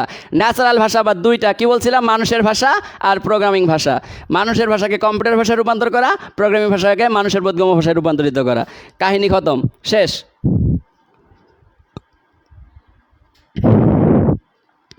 বলেন আমরা ক্লিয়ার কিনা? যারা কালকের ক্লাস মিস করছেন তারা আজকের পড়াটা একটু কঠিন লাগতেছে। আচ্ছা, ওকে, ডান, ক্লিয়ার। এরপরে আমরা চলে যাই এরপরের কঠিন বা সবচেয়ে ভালো জায়গায় চলে যাই। ভালো জায়গা, ভালো জায়গা, ভালো জায়গা, ভালো জায়গা, ভালো জায়গা, ভালো জায়গা, মাইক্রোসফট। এই মাইক্রোসফট জায়গাটা একটু ভালো করে পড়ে নেবেন। তার আগে আমি একটু আপনাদের সাথে আরেকটু আলোচনা করব। আমি শেষের দিকে এগুলো নিয়ে আলোচনা করব না, আমি ইম্পর্টেন্ট জিনিসগুলো শেষের দিকে বলে দিব। ইম্পর্টেন্ট জিনিসগুলো শেষের দিকে আলোচনা করব ইনশাআল্লাহ, কোনো সমস্যা নেই। ওকে, 40তম বিসিএসের কাহিনী খতম করে দিলাম। এরপরে আপনাকে আমি বলি আরেকটা জায়গা থেকে যেখান থেকে প্রশ্ন পাবেন পাবেন পাবেন 100% পাবেন, সেটা হচ্ছে র্যাম আর রোম। র্যাম এবং রোম, এই র্যাম এবং রোমের পার্থক্য, র্যাম এবং রোমের পার্থক্য ভাই অবশ্যই পড়বেন, অবশ্যই পড়বেন। এবং আমি আপনাকে কিন্তু বলে দিছিলাম কম্পিউটারের অঙ্গ সংগঠনের মধ্যে সুন্দর করে একটা সিকোয়েন্স বলে দিছিলাম, যে সিকোয়েন্সটা যাদের যাদের মনে আছে তাদের আমার মনে হয় এখনও মনে পড়ে যে আমি কত সুন্দর করে input device, output device, input এবং আউটপুট ডিভাইস ছন্দে ছন্দে ক্রন্দে ক্রন্দে পড়াইছিলাম। এবং ইনপুট এবং আউটপুট ডিভাইস থেকে 1 মার্ক কমন পেতে পারেন, কারণ ইনপুট এবং আউটপুট ডিভাইস থেকে এখন পর্যন্ত আমি যতগুলো বিসিএস, এই যে 5 বছরের বিসিএস অ্যানালাইসিস করে দেখছি, এখান থেকে সর্বমোট 4টা প্রশ্ন, 4বার প্রশ্ন আসছে। তার মানে আপনি 43 যে দিবে না তার গ্যারান্টি কি? অবশ্যই দিতে পারে। বলতে পারে নিচের কোনটি ইনপুট ডিভাইস, নিচের কোনটি আউটপুট ডিভাইস, নিচের কোনটি ইনপুট ও আউটপুট ডিভাইস। মনে থাকবে MS ধোনি যে যে শর্টকাট ট্রিক্সগুলো পড়াইছিলাম, মনে পড়ে?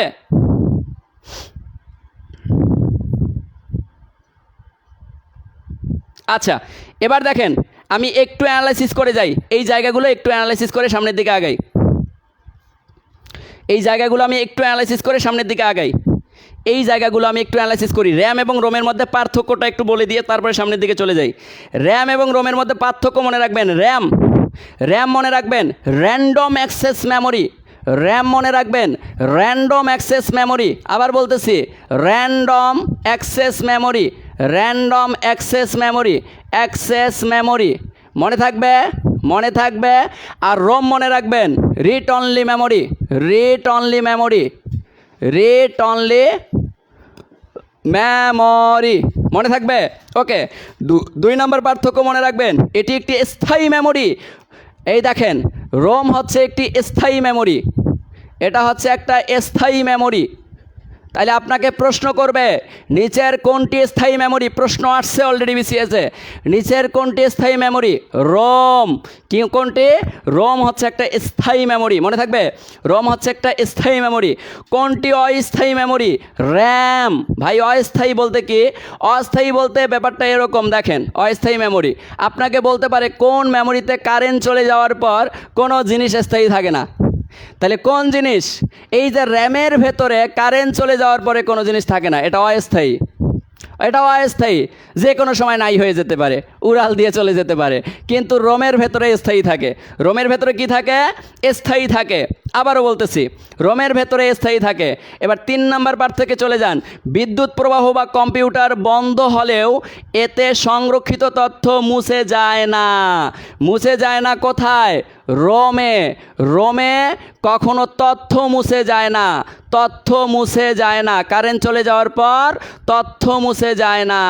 কেন তথ্য মুছে যায় না?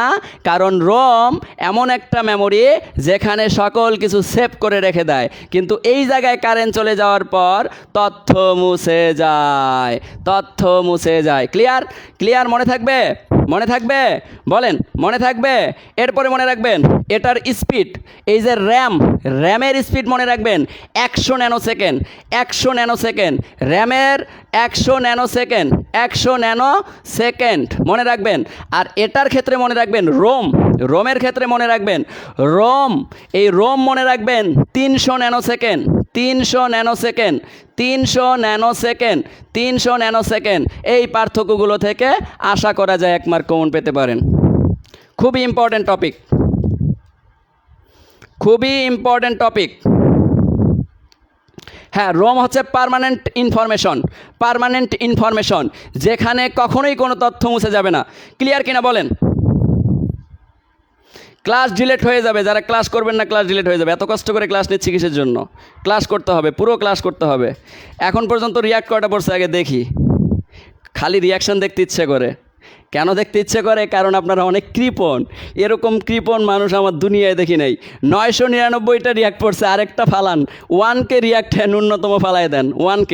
এই যে ব্লার হয়ে গেছে, ক্লাস ব্লার হয়ে গেছে। আচ্ছা ঠিক হয়ে যাবে, আমি কিন্তু ডাটা দিয়ে ক্লাস নিচ্ছি, ওয়াইফাই দিয়ে না। তারপরেও যদি ব্লার হয় তাহলে আর কিচ্ছু করার নেই।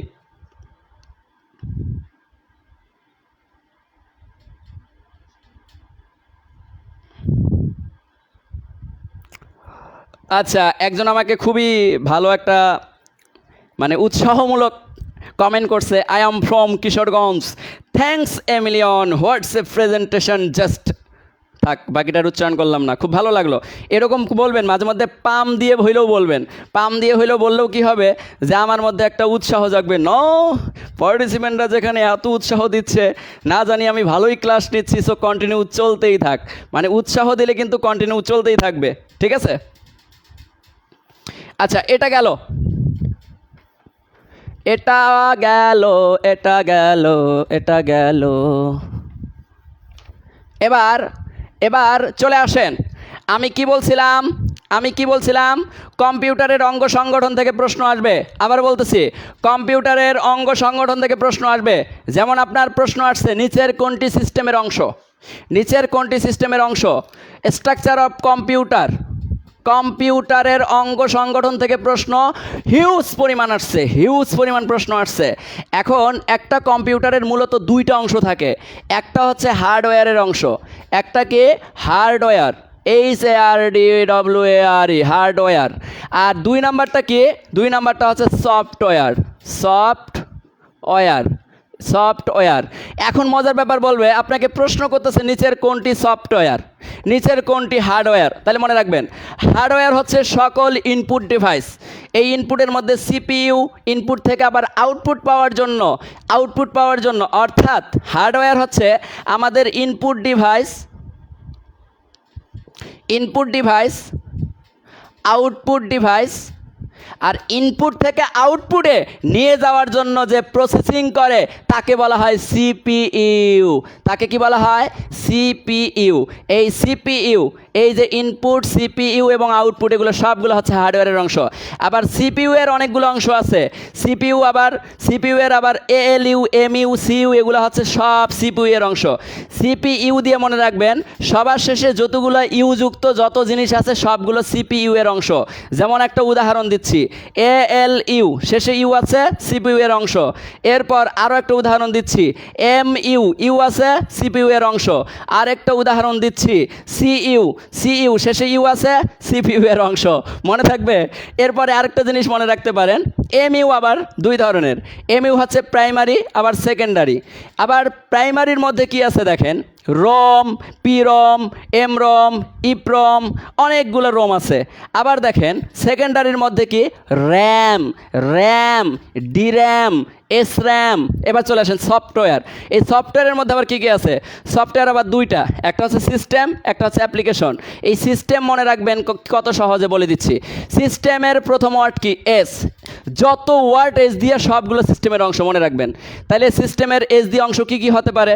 সিস্টেমের অংশগুলো হতে পারে এসএসপি, এস দিয়ে শুরু। আবার কি হতে পারে? এসএমপি, এস দিয়ে শুরু। আবার হতে পারে এসডিপি।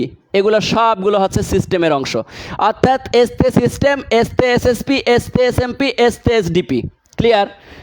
ঝকঝকা ক্লিয়ার। এরপরে অ্যাপ্লিকেশন আবার দুইটা, জেনারেল অ্যাপ্লিকেশন, স্পেশাল অ্যাপ্লিকেশন। এই অংশগুলো থেকে প্রশ্ন কমন পেতে পারেন, এই অংশগুলো থেকে প্রশ্ন কমন পেতে পারেন। বলেন ক্লিয়ার কিনা বলেন। যদি আপনার প্রশ্ন আসে নিচের কোনটি সিস্টেমের অংশ, SSP, S for system, S for SSP, S for SMP, S for SDP, clear. নিচের কোনটি সিপিইউ এর অংশ, শেষে ইউ আছে, এএলইউ, এমইউ, সিইউ, শেষে ইউ থাকতে হবে। এগুলো কিছু শর্টকাট, কিছু জিনিস মনে রাখতে হয়। অনুতপ্ত সিলেবাস। আমি নীলফামারী থেকে, আলহামদুলিল্লাহ, নীলফামারীতে আমার বাসা, আমার এলাকার মানুষ।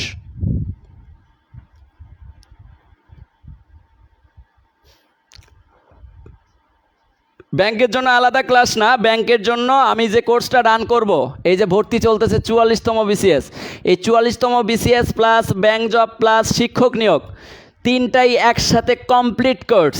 এবং ক্লাস থাকবে তো আলটিমেটলি আনলিমিটেড, প্লাস সাথে স্লাইড শেয়ার করে করে ব্যাংক জবের প্রশ্ন সলভ করাবো, বিসিএসের প্রশ্ন সলভ করাবো, কেন হইলো, কী কারণে হইলো, সব উত্তর পাবেন, কোনো সমস্যা নেই। যারা যারা ভর্তি হতে চান তারা তারা আমার এই নাম্বারে হোয়াটসঅ্যাপে নক করে রাখেন, অথবা পেমেন্ট করে শেষ ডিজিট জানিয়ে দেন, গ্রুপে অ্যাড করাই দিব।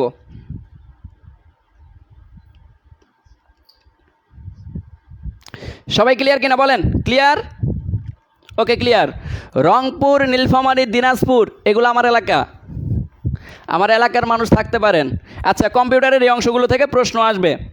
এরপরে আমি আবার আরেকটা অংশের কথা বলি, আরেকটা অংশের কথা বলি আপনাদেরকে, সে অংশটাও একটু বলে যাই।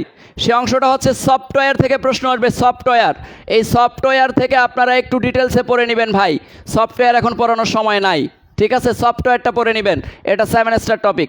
সফটওয়্যার থেকে প্রচুর পরিমাণে প্রশ্ন আসছে, 5 বছরের বিসিএস অ্যানালাইসিস করলে দেখবেন সফটওয়্যার থেকে 4টা 5টা প্রশ্ন আসছে। তাহলে সফটওয়্যার কমপ্লিট। এরপরে চলে আসেন, আপনাকে যদি বলা হয় নিচের কোনটি ইনপুট ডিভাইস, এই নিচের কোনটি ইনপুট ডিভাইস, এখান থেকে হিউজ পরিমাণ প্রশ্ন আসছে। তাহলে ইনপুট ডিভাইসটা মনে রাখার আরেকবার কৌশল বলে দেই আমি, তাহলে আউটপুটটা অটোমেটিক মনে থাকবে। ইনপুট ডিভাইস, ইনপুট ডিভাইস মনে রাখার জন্য আপনি মনে রাখবেন আমাদের ভারতের ক্যাপ্টেনের নাম মিস্টার এম.এস. ধোনি। এই এম.এস. ধোনির নাম মনে রাখবেন। কার নাম মনে রাখবেন? এম.এস. ধোনি। এম.এস. ধোনির নাম মনে রাখবেন, DONI, ধোনি। এম.এস. ধোনি কিসে চলে? BMW গাড়িতে চলে। তাহলে BMW, এরপরে কি দিবেন? এম.এস. ধোনি BMWতে এসে, BMWতে এসে স্যুপ খেয়ে জিমেইল চেক করে, স্যুপ খেয়ে জিমেইল চেক করে, জিমেইল চেক করে, এই যে জিমেইল চেক করে, এতটুকু মনে রাখতে পারলে আপনার সকল ইনপুট ডিভাইস ঝয়কার ঝকঝকা ফয়কার ফকফকা ক্লিয়ার। এই যে এম ফর মনে রাখবেন মাউস, MOUSE, মাউস। মাউস হচ্ছে একটা ইনপুট ডিভাইস। এস ফর মনে রাখবেন স্ক্যানার, SCANNER। এটা আসছে মনে হয় 37 কি 38তম বিসিএস আসছে। নিচে স্ক্যানার একটি কি ডিভাইস, স্ক্যানার একটা ইনপুট ডিভাইস। কথা কি ক্লিয়ার? স্ক্যানার একটি কি ডিভাইস, স্ক্যানার একটা ইনপুট ডিভাইস। তাহলে MS থেকে মাউস, স্ক্যানার, এগুলো সবগুলো ইনপুট ডিভাইস। ধোনি থেকে কি মনে রাখবেন? ধোনি, ধোনি থেকে মনে রাখবেন ডিজিটাইলাইজার, ডিজিটাইলাইজার, ডিজিটাইলাইজার। এরপরে দেখেন ধোনির, এই যে ধোনির, ধোনির পুরো ওয়ার্ডটার শুধুমাত্র ডিটা নেবেন। BMWতে চলে আসেন, বি ফর মনে রাখবেন, বি ফর মনে রাখবেন barcode reader, barcode reader. M for কি মনে রাখবেন? এম ফর মনে রাখবেন ম্যাগনেটিক টেপ ড্রাইভ অথবা মাইক্রোফোন, মাইক্রোফোন, মাইক্রোফোন, অথবা আরেকটা কি মনে রাখবেন? Magnetic tape drive, magnetic tape drive. এরপরে দেখেন ডব্লিউতে কি মনে রাখবেন? ওয়েবক্যাম। এগুলো সবগুলো ইনপুট ডিভাইস। স্যুপ, এই দেখেন স্যুপ, সেন্সর, সেন্সর একটা ইনপুট ডিভাইস। ও ফর মনে রাখবেন OMR, OMR একটা ইনপুট ডিভাইস। আবার ও ফর মনে রাখবেন OCR, OCR একটা ইনপুট ডিভাইস। পি ফর মনে রাখবেন, পি ফর হচ্ছে punch card reader, punch card reader, এগুলো সব ইনপুট ডিভাইস। এরপরে মনে রাখবেন জি, জি ফর হচ্ছে গ্রাফিক্স ট্যাবলেট, গ্রাফিক্স ট্যাবলেট, এগুলো সব ইনপুট ডিভাইস। এরপরে মেইল, এম ফর মনে রাখবেন MICR, MICR মনে থাকবে। এরপর এল ফর মনে রাখবেন লাইট পেন, লাইট পেন। এই তো এগুলো সবগুলো ইনপুট ডিভাইস। বলেন মনে থাকবে, মনে থাকবে, মনে থাকবে, মনে থাকবে। আরে ভাই জকিং টকিং বাদ, জকিং লাগবে না, জকিং বাদ। আচ্ছা জকিংটা রাখতে পারেন, এরকম করে বলতে পারেন MS ধোনি BMW-তে এসে জকিং শেষে, জকিং শেষে স্যুপ খেয়ে জিমেইল চেক করেন। এই জকিং থেকে মনে রাখবেন, জকিং, জকিং থেকে মনে রাখবেন, জ থেকে মনে রাখবেন জয়স্টিক, JOY থেকে মনে রাখবেন জয়স্টিক। আর কিং থেকে মনে রাখবেন কি, কিং থেকে মনে রাখবেন কিবোর্ড। এই সবগুলো হচ্ছে ইনপুট ডিভাইস।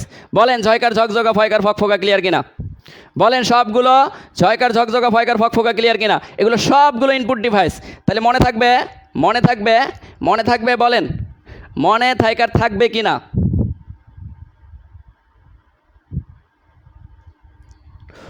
কম্পিউটার সাবজেক্ট কি ব্রেইনে প্রোগ্রাম করে ফেললেন নাকি ভাই? হ্যাঁ প্রোগ্রাম করারই চেষ্টা করতেছি, মাথার মধ্যে যাতে সেট হয়ে থাকে। তাহলে MS ধোনি BMW-তে এসে জকিং শেষে স্যুপ খেয়ে জিমেইল চেক করেন। আবারও একটু ছন্দে ছন্দে, ক্রন্দে ক্রন্দে, মন্দে মন্দে মনে রাখার চেষ্টা করি। আবারও বলতেছি MS ধোনি BMW গাড়িতে এসে বা BMW-তে এসে জকিং শেষে স্যুপ খেয়ে জিমেইল চেক করেন। ক্লিয়ার কি না বলেন, ক্লিয়ার কি না বলেন, ক্লিয়ার কি না বলেন, ক্লিয়ার কি না বলেন। ও ভাই ক্লিয়ার বলেন, ক্লিয়ার? এখনও 22K মেম্বার হইলো না, এত সময় ধরে ক্লাস নিতেছি অথচ 1K স্টুডেন্ট বাড়লো না। গ্রুপে দেখতেছি 21K মেম্বারই আছে, গ্রুপে দেখতেছি 21K মেম্বারই আছে। আচ্ছা একজন বলছে Adnan Khairul simplex half duplex এগুলো একটু বাড়ি দেন। আচ্ছা এখান থেকে প্রশ্ন আসছে 2 বার, এটা একটু বুঝাইয়ে দেই, এটা একটু বাড়ি মাইরা দেই। কেন ভাই একটু আশা করছে, ভাইয়ের আশাটা আমি একটু পরিপূর্ণ করে দিই। ও ভাই আপনার আশাটা পরিপূর্ণ করে দিচ্ছি। হ্যাঁ দেখেন ডেটা ট্রান্সমিশন মোড যদি বলে, ডেটা ট্রান্সমিশন মোড হচ্ছে 3 প্রকার। কত প্রকার? 3 প্রকার। এখান থেকে প্রশ্ন আসছে ভাই, একটা ইম্পর্টেন্ট টপিক আমাকে ধরাই দিছে। 1 নাম্বার হচ্ছে সিমপ্লেক্স। 1 নাম্বার কি? সিমপ্লেক্স। ভাই সিমপ্লেক্স মনে রাখবেন একপার্শ্বিক ডাটা, একপার্শ্বিক ডাটা। কি মনে রাখবেন? একপার্শ্বিক ডাটা, একপার্শ্বিক ডাটা। ভাই একপার্শ্বিক ডাটা কি? এই দেখেন এখানে আপনার গার্লফ্রেন্ড বা এখানে আপনার প্রিয়জন, এই প্রিয়জনকে শুধুমাত্র আপনি আপনার কাছেই যেতে বলেন। তার মানে যেখানে তথ্য শুধুমাত্র একদিকে যাবে সেটাকে বলবেন সিমপ্লেক্স, সিম্পলভাবে যাচ্ছে। কিভাবে যাচ্ছে? সিম্পলভাবে যাচ্ছে। ভাই উদাহরণ বলি, রেডিও, এই রেডিওর তথ্য শুধুমাত্র একদিকেই যায়। এরপরে মনে করেন টিভি ব্রডকাস্ট একদিকেই যায়। কম্পিউটার থেকে প্রিন্টারে ডেটা প্রেরণ একদিকেই যায়। কিবোর্ড থেকে কম্পিউটারে ডেটা প্রেরণ একদিকেই যায়। এগুলো সবগুলো হচ্ছে সিমপ্লেক্সের উদাহরণ। এবার চলে আসেন হাফ ডুপ্লেক্স থেকে প্রশ্ন আসছে, হয়তো বা 38 কি 37তম BCS মনে নাই, কিন্তু আসছে হাফ ডুপ্লেক্স, হাফ ডুপ্লেক্স। এবার হাফ থেকে কি মনে রাখবেন? দেখেন হাফ থেকে মনে রাখবেন তথ্য একদিকে যায় কিন্তু আরেক দিকে তাৎক্ষণিকভাবে আসে। মানে ব্যাপারটা হচ্ছে এই জায়গার তথ্যটা কীরকম দেখেন, যে যেদিকে যখন তথ্যটা যায় ওই দিকে যায় কিন্তু একই সময়ে ওই দিকে আবার তথ্যটা যেতে পারে নাই, কারণ না পারে নাই কারে না, মানে ওয়াকি টকির উদাহরণ আপনি মনে রাখতে পারেন। আপনাকে যদি বলা হয় ওয়াকি টকি কি, তাইলে আপনি ওয়াকি টকিকে বলতে পারেন যে ওয়াকি টকিতে যখন একজন কথা বলে, একজনের কথা যখন শেষ হয়ে যায় আরেকজন তখন কথা শুনতে পারে, আরেকজন তখন কথা শুরু করতে পারে। অর্থাৎ একই সময়ে একদিকে তথ্য যাবে, কিন্তু উভয় পাশ থেকেই তথ্য লেনদেন করা যাবে। উভয় পাশ থেকেই তথ্য লেনদেন করা যাবে। উভয় পাশ থেকে তথ্য লেনদেন করা যাবে, কিন্তু একই সময়ে যাবে না, একই সময়ে শুধুমাত্র একদিকে। এটার উদাহরণ হচ্ছে ওয়াকি টকি। এবার আসেন full duplex. Full duplex. Full duplex কি দেখেন, ফুল ও যেমন একই সময়ে আসতে পারে একই সময়ে যাইতে পারে, খুব ঘনিষ্ঠ বন্ধু, এর বাসায় যাচ্ছে ওর বাসায় আসতেছে। অর্থাৎ এর উদাহরণ কি মনে রাখবেন, খুবই সহজ একটা উদাহরণ দিয়ে দেই। এখানে কিভাবে আপনি হচ্ছে ফুল ডুপ্লেক্সের উদাহরণ কিভাবে মনে রাখতে পারেন দেখেন। আপনি টেলিফোন বা মোবাইলের কথা চিন্তা করেন। আপনি যখন কাউকে টেলিফোন দেন, এই টেলিফোনে একই সময় উভয়ই কথা বলতে পারে না। আবার মনে করেন আপনি মোবাইলের কথা বলেন, এই মোবাইল, আপনার প্রশ্নে আসছিল মোবাইল একটি কি, মোবাইল একটি ফুল ডুপ্লেক্স, ওয়াকিটকি একটি কি, হাফ ডুপ্লেক্স। যেহেতু মোবাইল দিয়ে আসছে তার মানে ওয়াকিটকি আর কি বাকি আছে বলেন, ওয়াকিটকি আর হচ্ছে এই যে কিবোর্ড থেকে ডাটা কম্পিউটারে প্রেরণ, এরকম একপার্শ্বিক ডাটা, এগুলাকে বলা হয় সিমপ্লেক্স। তাহলে এই জায়গা থেকেও প্রশ্ন কমন পেতে পারেন, এটাও 7 স্টার টপিক। বলেন ক্লিয়ার কিনা, বলেন খাওয়াই দিতে পারছি কিনা, বলেন খাওয়াই দিতে পারছি কিনা, মনে থাকবে।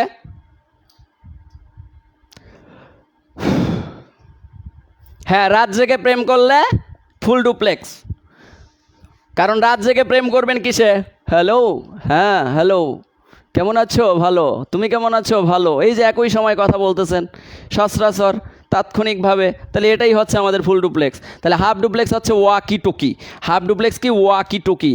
আর সিমপ্লেক্স কি, সিমপ্লেক্সের অনেকগুলো উদাহরণ দিছি। সিমপ্লেক্সের উদাহরণ হতে পারে টিভি ব্রডকাস্ট, উদাহরণ হতে পারে রেডিও, উদাহরণ হতে পারে কম্পিউটার থেকে প্রিন্টারে ডেটা প্রেরণ, হতে পারে কিবোর্ড থেকে কম্পিউটারে ডেটা প্রেরণ, এরকম টাইপগুলো সবগুলো সিমপ্লেক্সের উদাহরণ, অর্থাৎ একপার্শ্বিক।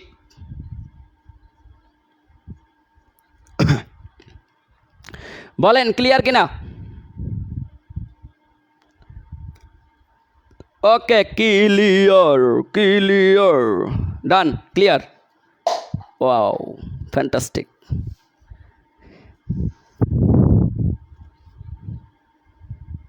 ওকে ডান। তাইলে যে ভাই বলছেন, ভাইয়ের কথাটা আমি রাখলাম, সিমপ্লেক্স এগুলো খুবই ইম্পর্টেন্ট, যেহেতু ইম্পর্টেন্ট জিনিসগুলো বলে দিলাম।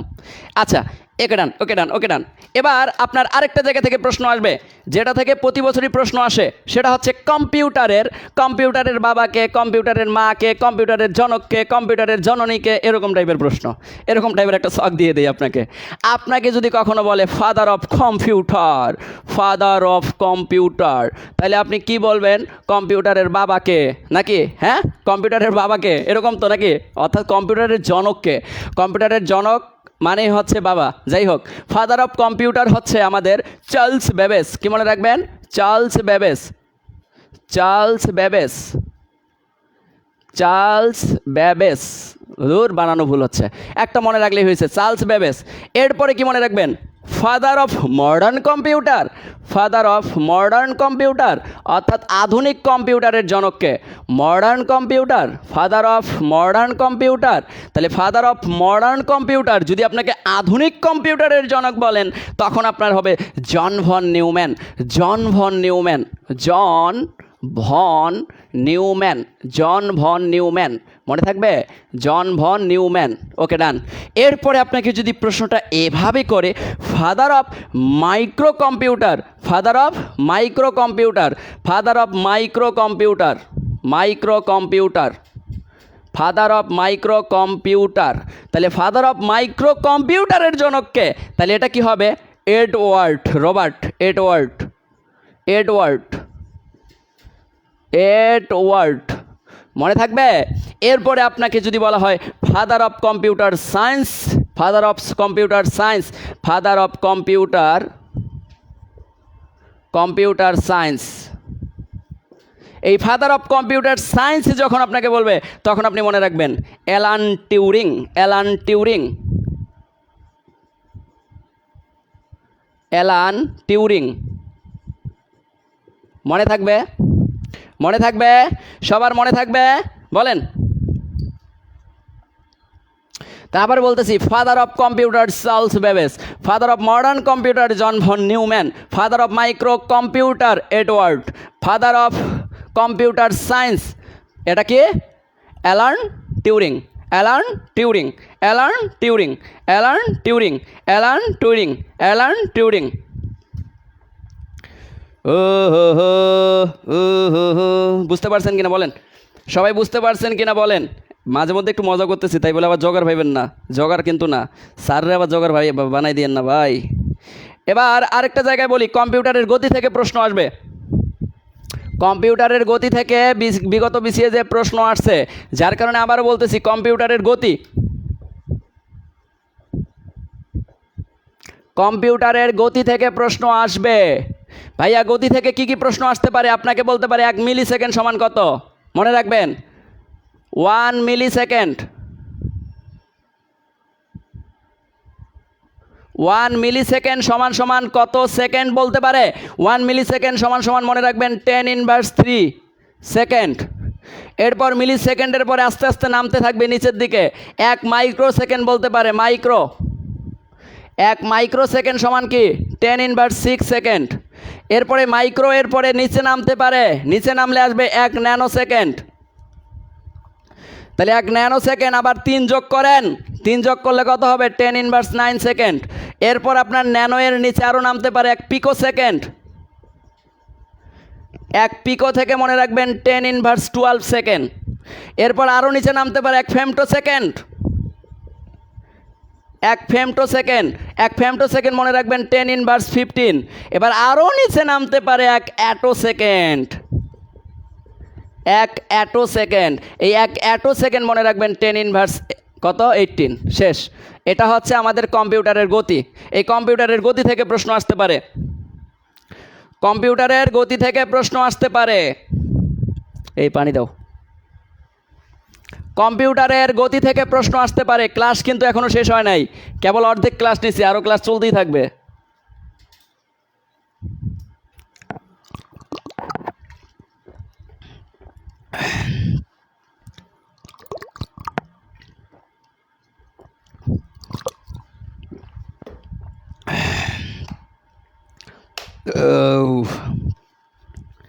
আচ্ছা, একজন বলছেন আমাকে হার্ডওয়্যার আইকন কি? আরে ভাই, হার্ডওয়্যার আইকনই তো হচ্ছে আমাদের আধুনিক কম্পিউটারের আবিষ্কারক। যদি আপনাকে বলা হয় আধুনিক কম্পিউটারের জনক, আবারও ক্লিয়ার করি একটু, আধুনিক কম্পিউটারের জনক যদি বলে, তাহলে উত্তর দিবেন, জনক যখনই বলবে চোখ বন্ধ করে John von Neumann, John von Neumann. কিন্তু যদি আধুনিক কম্পিউটারের আবিষ্কারক বলে, তাইলে চোখ বন্ধ করে আবিষ্কারকের জায়গায় নাম দিবেন হচ্ছে mister hardware icon, hardware icon, Howard icon, Howard icon বা এইকেন, যেটাই থাক। Clear? Concept clear? Basic clear? Basic clear? আধুনিক কম্পিউটারের জনক জন ভন নিউম্যান, আধুনিক কম্পিউটারের জনক জন ভন নিউম্যান, আধুনিক কম্পিউটারের আবিষ্কারক হার্ডওয়্যার আইকেন। ক্লিয়ার? আচ্ছা, এবার চলে আসেন, কম্পিউটারের বৈশিষ্ট্য থেকে প্রশ্ন আসবে। কম্পিউটারের বৈশিষ্ট্য থেকে হিউজ পরিমাণ প্রশ্ন আসছে। ভাই, কম্পিউটারের বৈশিষ্ট্যগুলো খুব সহজে কিভাবে মনে রাখতে পারেন একটু বলে দেই।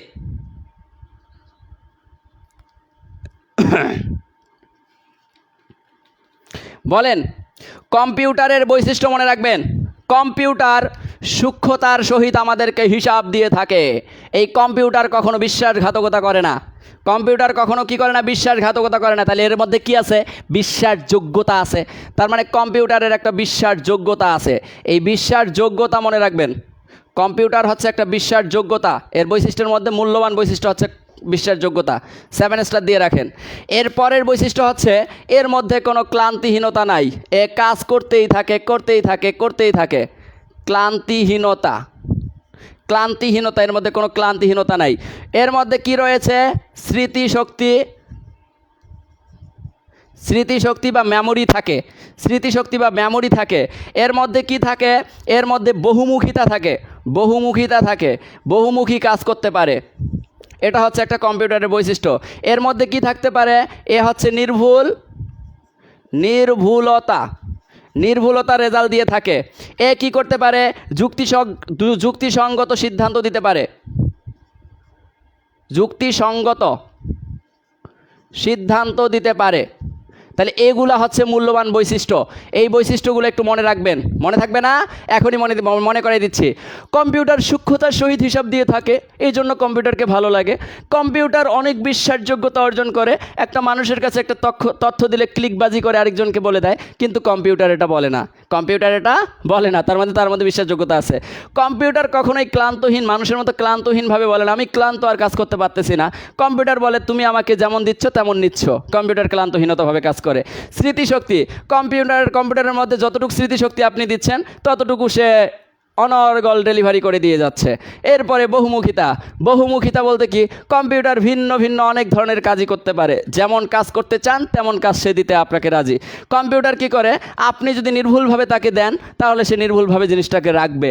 আপনি যদি তাকে যুক্তিসঙ্গত কোনো সিদ্ধান্ত দেন, সে যুক্তিসঙ্গত সিদ্ধান্তই আপনাকে আবার ফিডব্যাক হিসাবে দিবে। এই তো তার বৈশিষ্ট্য। বলেন ক্লিয়ার কি না? ভাই তাহলে চার্লস ব্যাবেজ কি হবে? আরে রে ভাই রে, চার্লস ব্যাবেজ কখন হবে? চার্লস ব্যাবেজ হবে যখন শুধুমাত্র কম্পিউটারের জনক বলবে, শুধুমাত্র কম্পিউটারের জনক, শুধুমাত্র কম্পিউটারের জনক, শুধুমাত্র কম্পিউটারের জনক চার্লস ব্যাবেজ। আধুনিক কম্পিউটারের জনক জন ভন নিউম্যান। আর যদি আধুনিক কম্পিউটারের আবিষ্কারক বলে তাহলে হার্ডওয়ার্ড আইকেন।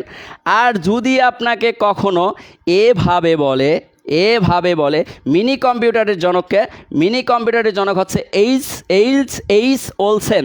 আর যদি আপনাকে বলে সুপার কম্পিউটারের জনককে সেইমুর ক্রে, সেইমুর ক্রে। এই আর কিছু না।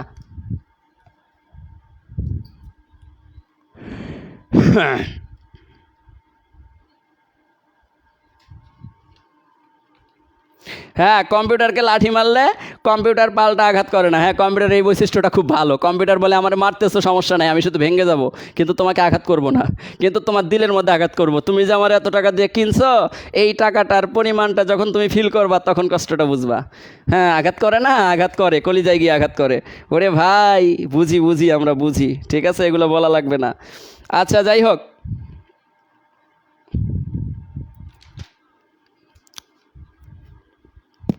আচ্ছা, একজন বলতেছেন গেট নিয়ে কিছু বলবো। বলেন গেটে কি আপনাদের সমস্যা আছে? যদি বলেন গেট নিয়ে কিছু বলার দরকার, তাহলে গেটে চলে যাই। গেট নিয়ে কিছু টুকটাক কথা বলার দরকার আছে? আমার মনে হয় না। যদি থাকে তাহলে বলেন, আমি বলতেছি। তবে এখনও কোশ্চেন অ্যানালাইসিসে আমি যাই নাই, এবার কোশ্চেন অ্যানালাইসিসে চলে যাই। আরেকটা জায়গা আপনারা দেখে নেবেন, সেটা আমি আপনাদেরকে বলি। পৃথিবীর সকল প্রথম আবিষ্কারক দেখে নেবেন। পৃথিবীর সকল প্রথম আবিষ্কারক, এটা যে বই থেকে পারেন, যেভাবে পারেন, গুগল সার্চ করে পারেন, যেখান থেকে পারেন নিয়ে নেবেন। পৃথিবীর সকল প্রথম আবিষ্কার, এই প্রথম আবিষ্কার, এটা 7 স্টার টপিক, এবছরের জন্য খুবই ইম্পর্ট্যান্ট একটা টপিক, এটা পড়ে নেবেন। পৃথিবীর সকল প্রথম আবিষ্কার, বিশ্বের প্রথম ওয়েবসাইটের আবিষ্কারককে, এটা যদি প্রশ্ন আসে, এটা প্রশ্ন আসতে পারে। বিশ্বের প্রথম কম্পিউটার গেমের আবিষ্কারককে, বিশ্বের প্রথম প্রোগ্রামের আবিষ্কারককে, বিশ্বের প্রথম মোটরসাইকেলের আবিষ্কারককে, বিশ্বের প্রথম এক্সরের আবিষ্কারককে, বিশ্বের প্রথম ডিজিটাল ক্যামেরার আবিষ্কারককে, বিশ্বের প্রথম ম্যাগাজিনের আবিষ্কারককে, বিশ্বের প্রথম MP3 প্লেয়ারের আবিষ্কারককে, বিশ্বের প্রথম ছবির আবিষ্কারককে, বিশ্বের প্রথম মাউসের আবিষ্কারককে, বিশ্বের প্রথম হার্ড ডিস্ক ড্রাইভের আবিষ্কারককে, বিশ্বের প্রথম সফলভাবে তৈরিকৃত সিডির আবিষ্কারককে, বিশ্বের প্রথম ওয়েব ক্যামেরা আবিষ্কারককে, বিশ্বের প্রথম 3D মাউসের আবিষ্কারককে, বিশ্বের প্রথম পেন ড্রাইভের আবিষ্কারককে। এই আবিষ্কারকগুলো দেখে নেবেন। আরও কিছু আছে। বিশ্বের প্রথম ইমেইলের আবিষ্কারককে, বিশ্বের প্রথম মোবাইল ভাইরাসের আবিষ্কারককে, বিশ্বের প্রথম অ্যান্টিভাইরাসের আবিষ্কারককে, বিশ্বের প্রোগ্রামিং ল্যাঙ্গুয়েজের জনককে, LCD মনিটরের আবিষ্কারককে, C++ ল্যাঙ্গুয়েজের আবিষ্কারককে। এই আবিষ্কারকগুলো অবশ্যই অবশ্যই দেখে নেবেন। এগুলো সব জায়গায় দেওয়া আছে, এগুলো একটু বলে নেবেন, দেখে নেবেন।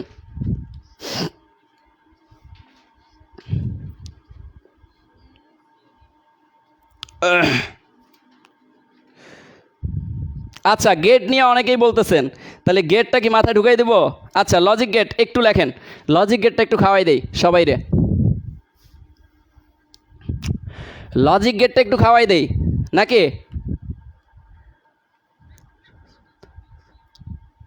কম্পিউটার আরও কি আধুনিক হতে পারে? হ্যাঁ, অবশ্যই হতে পারে, যত দিন যাবে তত আপডেট হবে। আচ্ছা, লজিক গেট লেখেন সবাই, লজিক গেটটা একটু খাওয়াই দেই আপনাদের। লজিক গেট তো খুবই সহজ জিনিস, তারপরেও আপনাদের কাছে জ্ঞান কঠিন লাগে আমি জানি না। লজিক গেট মনে রাখবেন, লজিক গেট থেকে ছোট ছোট প্রশ্ন আসবে। এই ছোট ছোট টাইপের প্রশ্নগুলো আমি একটা একটা করে আপনাদেরকে বলি। দেখেন, প্রথম যে প্রশ্নটা আসবে সেটা হচ্ছে আপনাকে বলবে নিচের কোনটি মৌলিক লজিক গেট, নিচের মূলত আপনাকে বলবে লজিক গেট কত প্রকার। প্রথমত লজিক গেট হচ্ছে দুই প্রকার, একটা হচ্ছে মৌলিক লজিক গেট, একটাকে মৌলিক লজিক গেট, আর একটাকে যৌগিক লজিক গেট, যৌগিক লজিক গেট। এবার বলবে মৌলিক লজিক গেট কয়টা? মৌলিক লজিক গেট আবার তিনটা। মৌলিক লজিক গেট কয়টা? তিনটা। একটা হচ্ছে নট গেট, একটা হচ্ছে অর গেট, আরেকটা হচ্ছে অ্যান্ড গেট, মনে থাকবে। এবং আপনাকে আবারও প্রশ্ন করবে যৌগিক লজিক গেট কয়টা? যৌগিক লজিক গেট আবার দুই প্রকার, একটা হচ্ছে আপনাকে বলতে পারে সার্বজনীন গেট, একটাকে কি বলতে পারে? সার্বজনীন গেট, সার্বজনীন গেট। আবার আরেকটা বলতে পারে আপনাকে, সেটা হচ্ছে exclusive gate, exclusive gate, exclusive gate. আবার সার্বজনীন গেট নিচের কোনটি?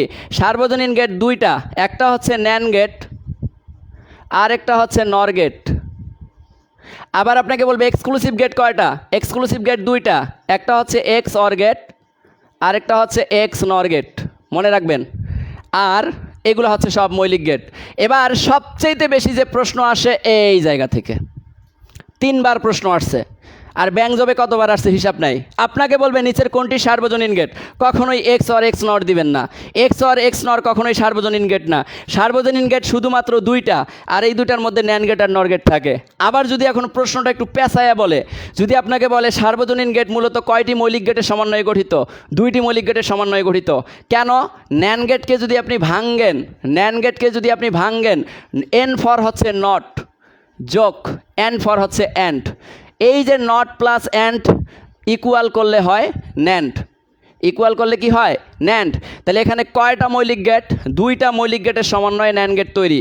এবার আবার যদি আসেন নর, এই যে এন ফর কি? নট প্লাস অর, কয়টা মৌলিক গেট? দুইটা, দুইটা মৌলিক গেটের সমন্বয়ে নর। কিন্তু exclusive gate, XOR gate, যদি আপনাকে বলে নিচের কোনটি এক্স অর গেট, তাহলে আপনি কি বলবেন? এক্স অর গেটের ক্ষেত্রে এ বি প্লাস এ বি যদি থাকে, এর ওপর প্রথমে বার থাকলে পরে বি এর ওপর বার থাকে। আবার এটাকে লেখা যায় এ এক্সক্লুসিভ বি, এভাবে। অর্থাৎ এই যে গোল ডিমের মধ্যে যদি প্লাস সাইন থাকে, এটাকে বলা হয় এক্সক্লুসিভ। এটা হচ্ছে এক্স অরের গেট। এবার যদি আপনাকে বলে এক্স নর গেট কি, তাহলে আপনি কি বলবেন? এক্স নর গেট হচ্ছে এ প্লাস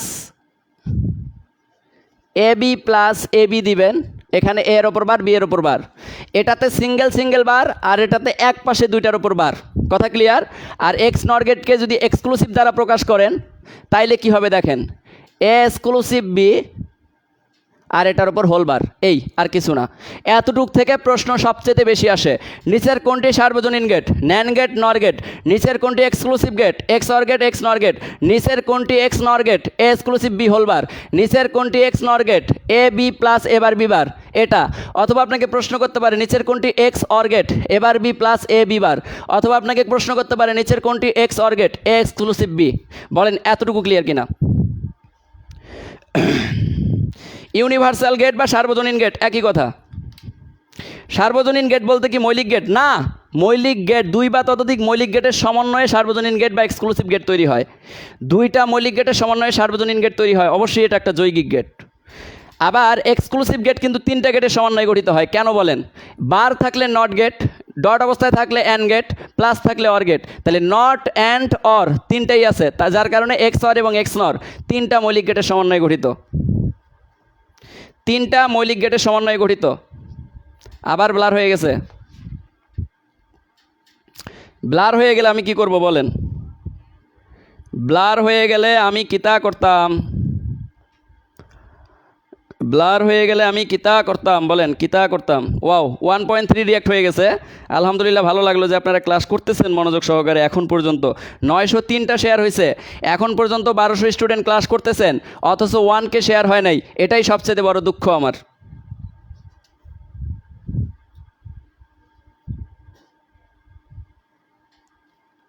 তাহলে কি করা যায় বলেন?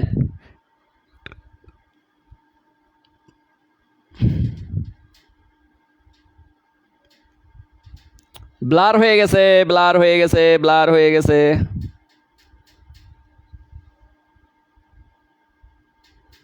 এত ব্লার কেন?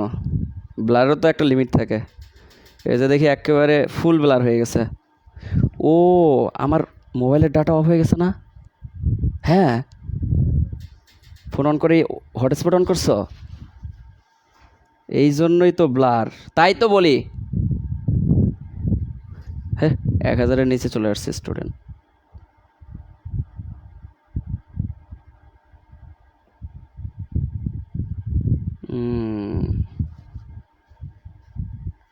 ভাই এবার ঠিক হয়ে যাবে, এবার ঠিক হয়ে যাবে, দাঁড়ান একটু ওয়েট করেন। পাইছে কি? পাইছে তো। দেখো তো আমার মোবাইলে চার্জ হয়েছে কতটুকু, দেখো তো।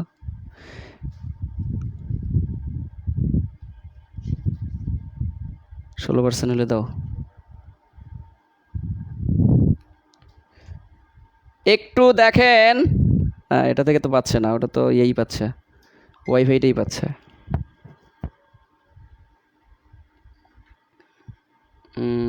এই জন্যই ঝামেলাটা লাগছে। ক্লাস কি অফ করে দেব বলেন? ক্লাস অফ করে দিলে বাদ দিয়ে দেই। ধুর।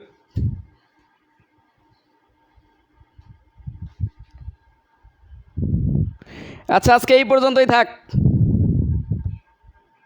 আচ্ছা, একটু লাস্ট ট্রাই করে দেখি নাকি।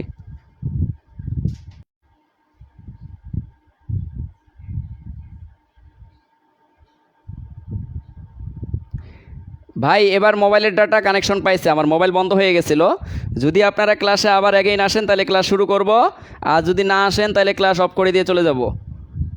যদি আসেন তাহলে ক্লাস শুরু করব, আর যদি না আসেন তাহলে ক্লাস অফ করে দিয়ে চলে যাব। আবারও বলতেছি, যারা যারা এখনও লাস্ট মেডিসিন নেন নাই শেষ মোমেন্টের জন্য নিতে পারেন, আর যারা যারা কোর্সে ভর্তি হতে চান তারা এই নাম্বারে হোয়াটসঅ্যাপে নক করবেন।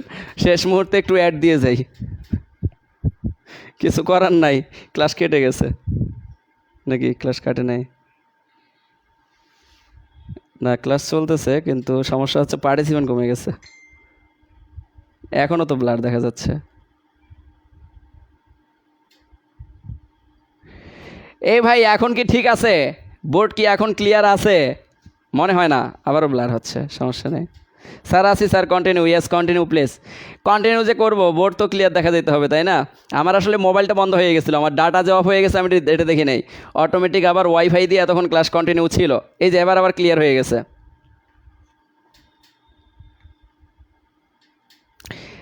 আচ্ছা, আজকের মতো এই পর্যন্তই থাক। আগামীকালকে দেখা হবে বিজ্ঞান নিয়ে। আগামীকালকে বিজ্ঞান সাবজেক্ট নিয়ে দেখা হবে। এর পরের দিন আবার আমি কি করব, কম্পিউটারের সাজেশনমূলক ক্লাস 2 নাম্বার নিয়ে কথা বলবো তৃতীয় দিনে। কথা ক্লিয়ার? আমি কি কথা বুঝাইতে পারছি? 3 নাম্বার কম্পিউটারের সাজেশনমূলক ক্লাস হবে, কোনো সমস্যা নেই। আরও একটা ক্লাস হবে, ইম্পর্টেন্ট টপিকগুলোর ওপর আরও একটা ক্লাস হবে। আজকের টপিক থেকে মনে করেন 0.5 যদি কমন পান, পরের টপিকটা থেকে আরও 0.5 বা 0.6 বা 0.7, অর্থাৎ 15-এর মধ্যে 10-12 যাতে কমন পান, এরকম করেই ক্লাস নেব, কোনো সমস্যা নেই। তাহলে আগামীকালকে বিজ্ঞানের সাজেশনমূলক ক্লাস হবে ইনশাআল্লাহ, ঠিক আছে? সো আজকে এই পর্যন্তই থাক, আর ক্লাস কন্টিনিউ করা যাবে না। আচ্ছা, এখন এত বুঝাইলে সমস্যা। আর মূল ব্যাপার হচ্ছে, যারা 44তম বিসিএসে ভর্তি হতে চান তারা কাইন্ডলি নাম্বারটা আরও একটু বড় করে লিখে দেই। এই নাম্বারে হোয়াটসঅ্যাপে নক করেন অথবা আমাকে ফোন করতে পারেন, এরপরে আমি সবারই রেসপন্স করব।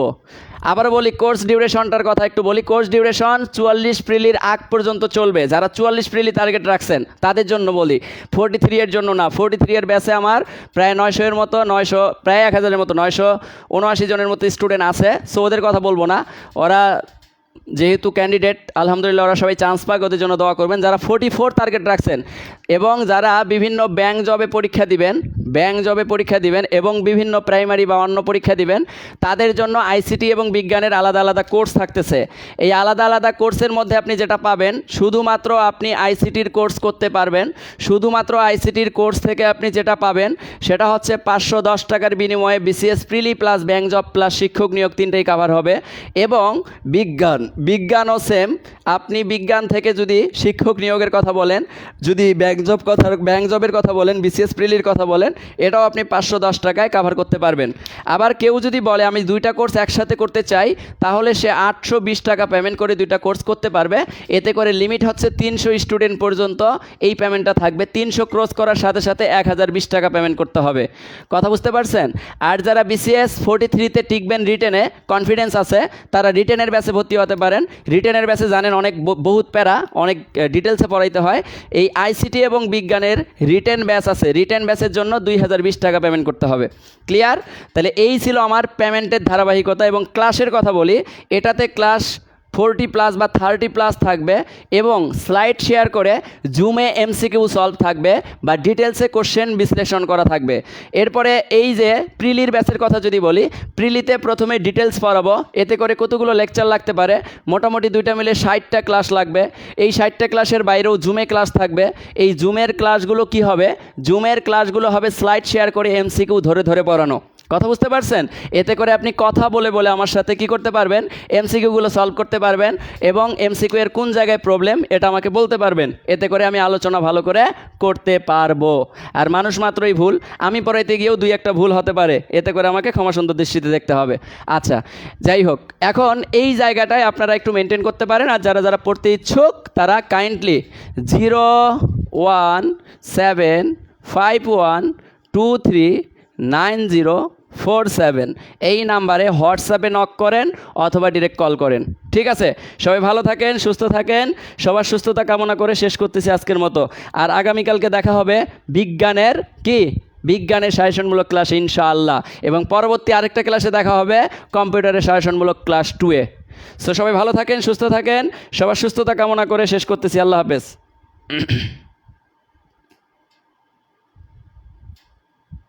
ক্লাস সর্বমোট 60+ হবে, 60+, আর রিটেনে 30+। এবং রিটেনের দুইটাতেই ক্লাস ছাড়াও জুমে ক্লাস হবে। জুমে হবে সেটা হচ্ছে এমসিকিউ বিশ্লেষণ ক্লাস। কথা বুঝতে পারছেন? হিউজ ক্লাস থাকবে, ক্লাস নিয়ে টেনশন নাই। সো ঠিক আছে, সবাই ভালো থাকেন। সব কিছু অনলাইনে। অফলাইনে যারা পড়তে চান, অফলাইন যদি কেউ ফার্মগেট এরিয়ার মধ্যে থাকেন তাহলে RH বিল্ডিংয়ে পড়াবো অফলাইনে, এবং যাত্রাবাড়িতে পড়াবো। ফার্মগেট এবং যাত্রাবাড়ি এরিয়ার যদি কেউ থাকেন তাহলে সরাসরি পড়তে পারবেন। ঠিক আছে? সো ঠিক আছে, সবাই ভালো থাকেন আর সবাই আমার জন্য দোয়া করেন। আর ক্লাস কেমন লাগছে অবশ্যই গ্রুপে পোস্ট করে ফিডব্যাক দিবেন। সো আল্লাহ হাফেজ। দোয়া করবেন যাতে সুস্থ থাকি, আগামীকালকে ভালো করে ক্লাস নিতে পারি।